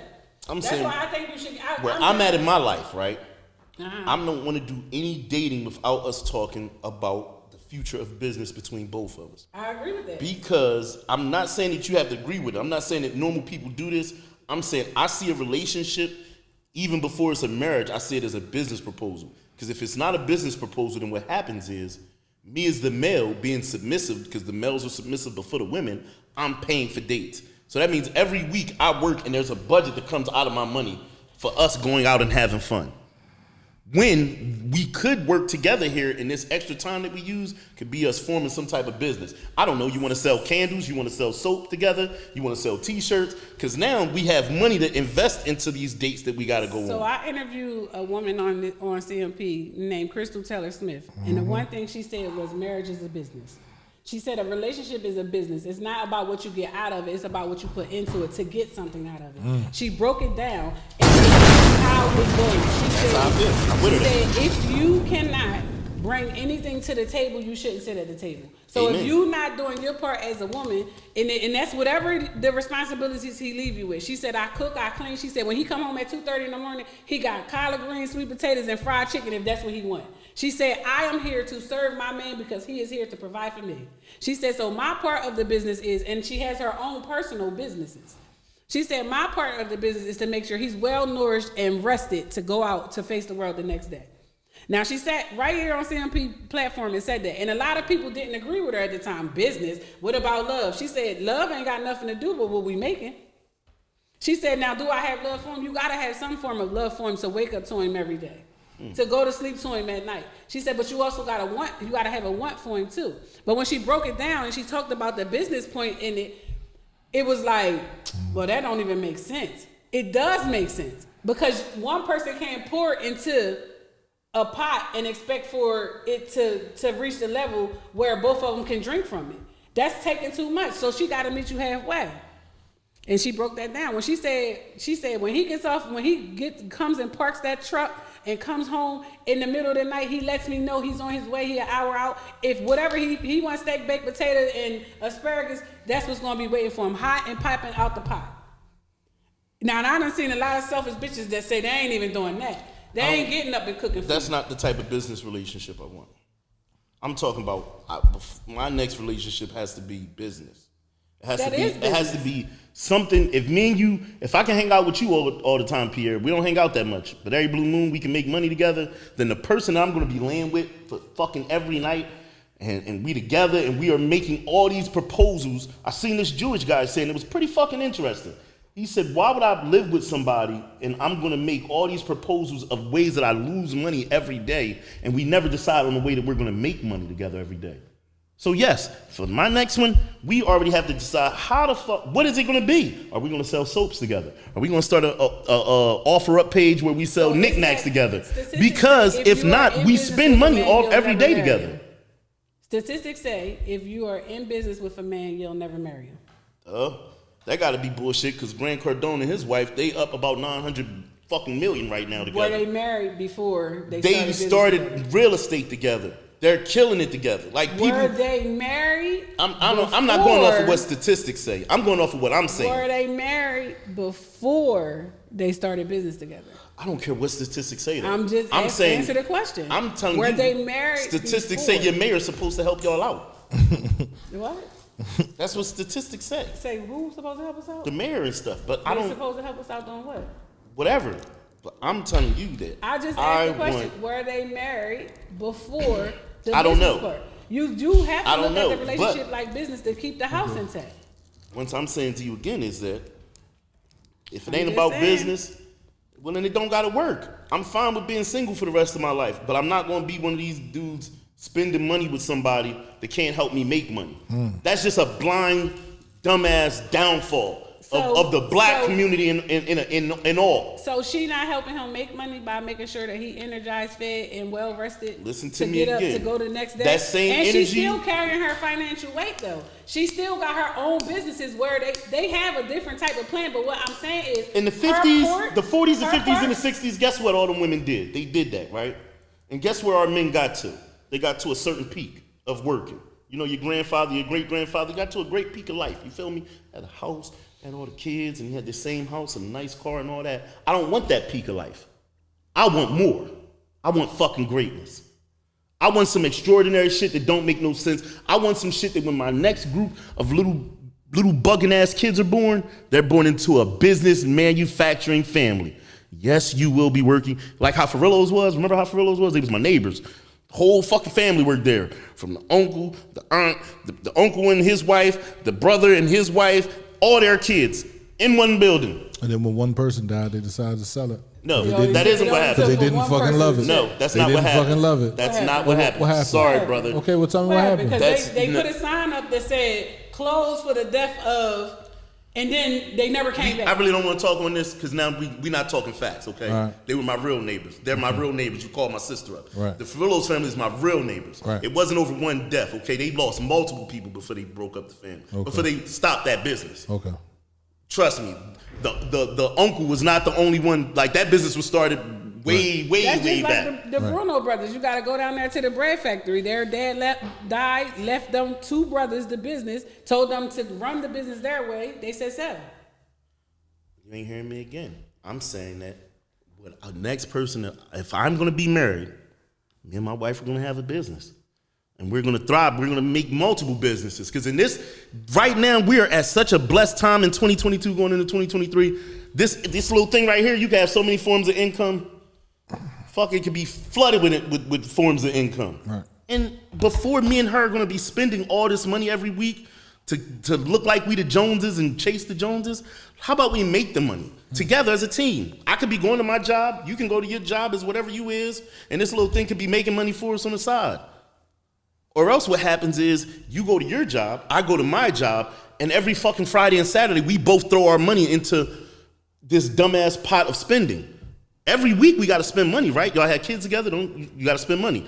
You wanna go eat, y'all gotta spend money. You wanna go get gas, you wanna go to the market, everything gets spent, but nobody thinks of earn. That's not true. They do think of earn. As a team?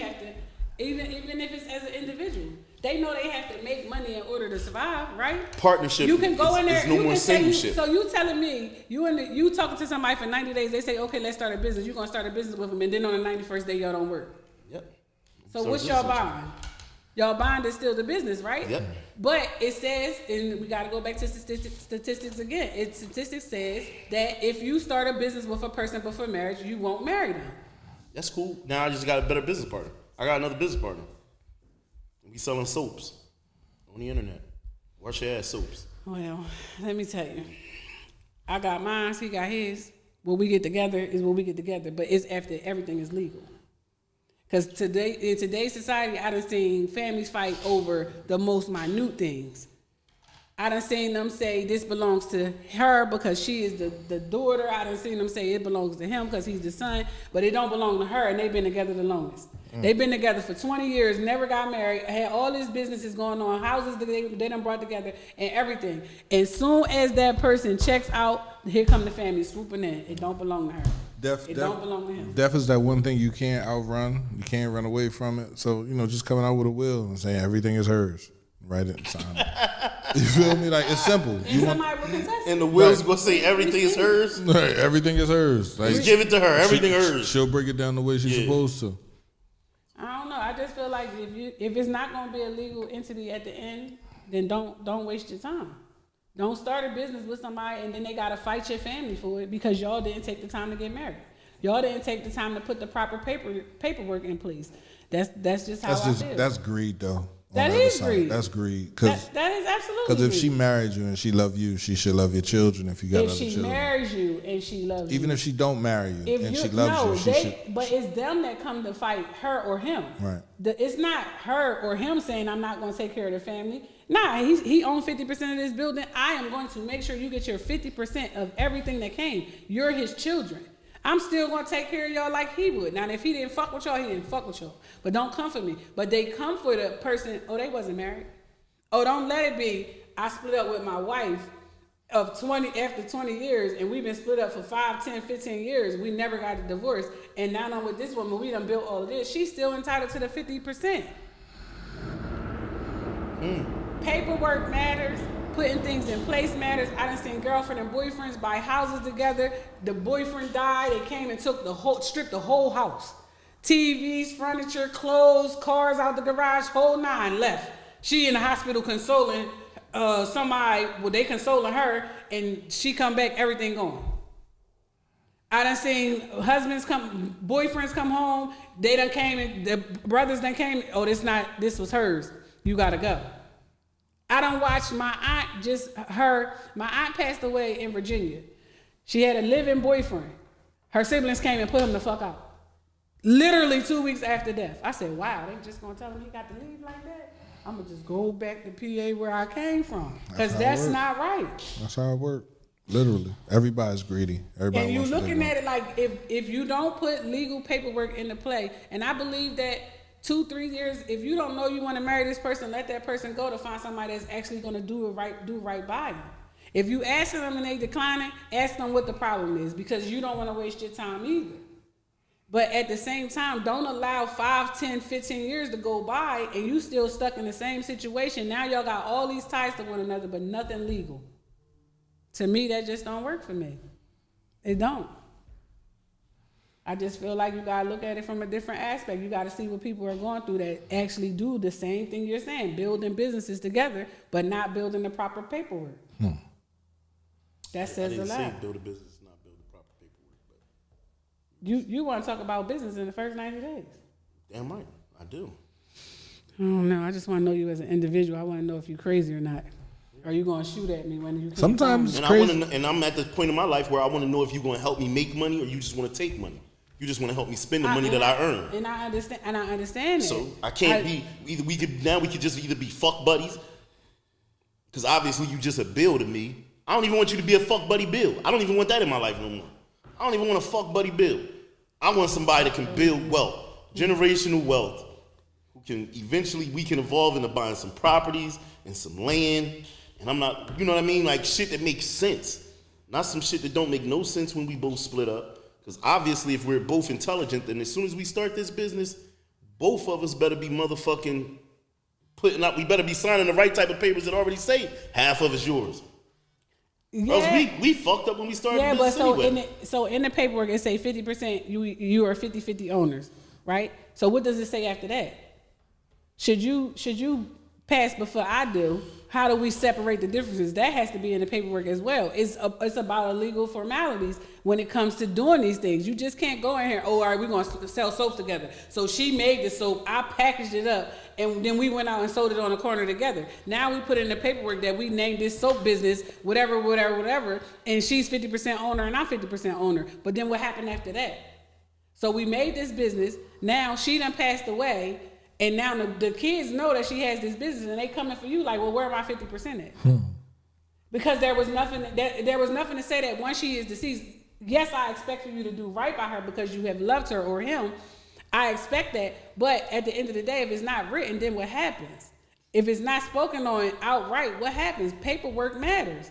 Your signature and what's defined in the fine print matters. So most of the time in situations like that, what the clause is in the business is supposed to say, either you're going to wait till this business is sold before you get your percentage, or I buy out your percentage right now. We come to an agreement of what your buyout is going to be. Just like with Duce and Jay-Z right now, right?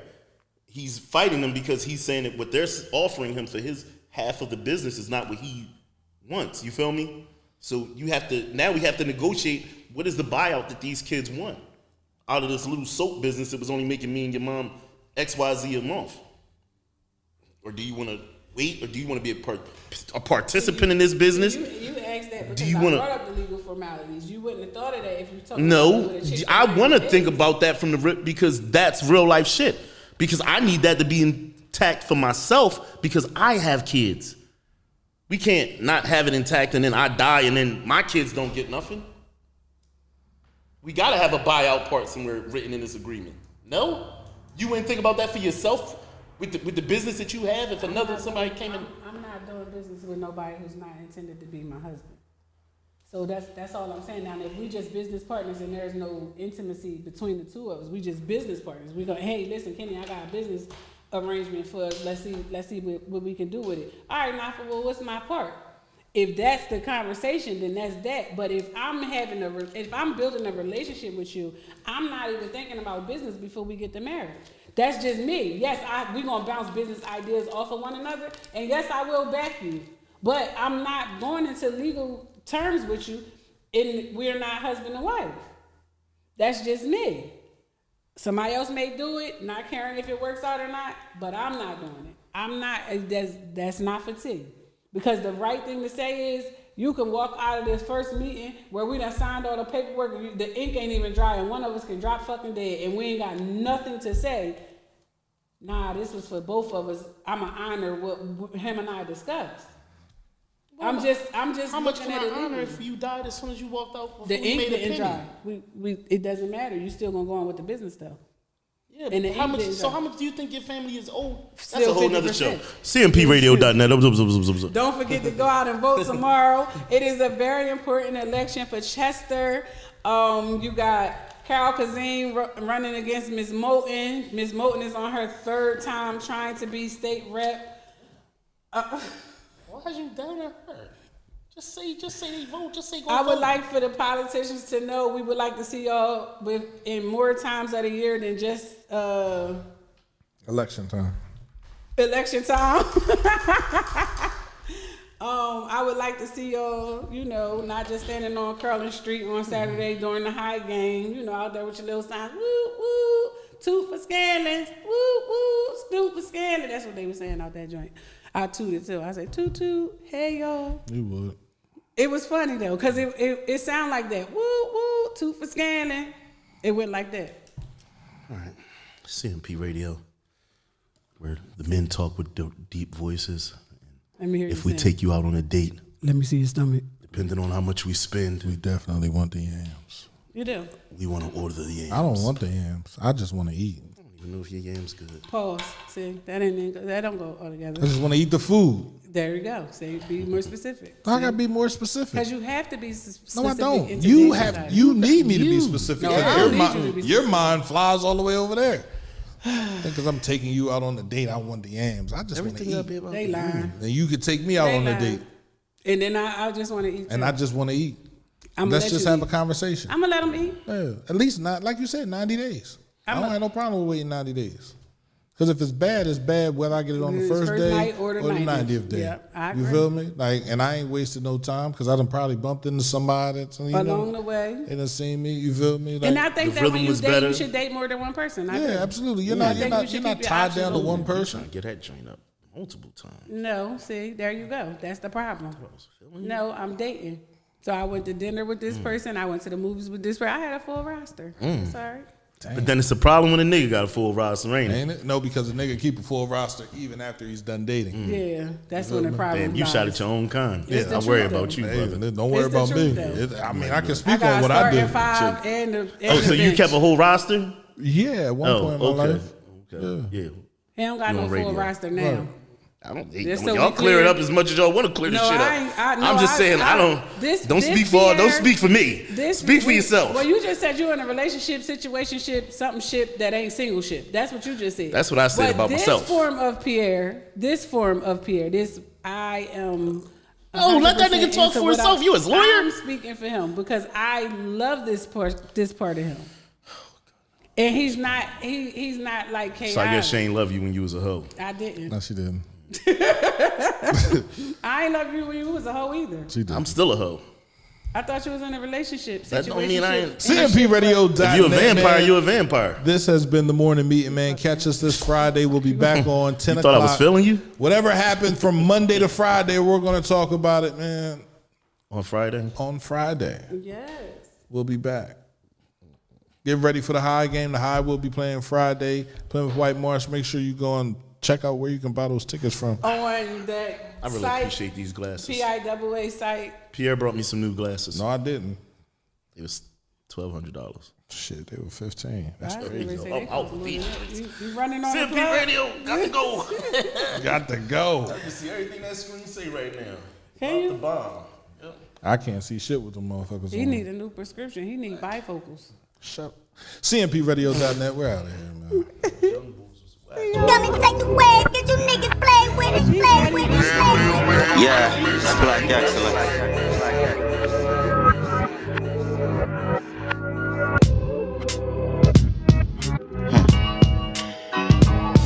It's Black Excellence. Yeah, you know it ain't no half-stepping when repping for Black Excellence. Just the perfectionist perfecting shit. Don't shoot the messenger. Shit,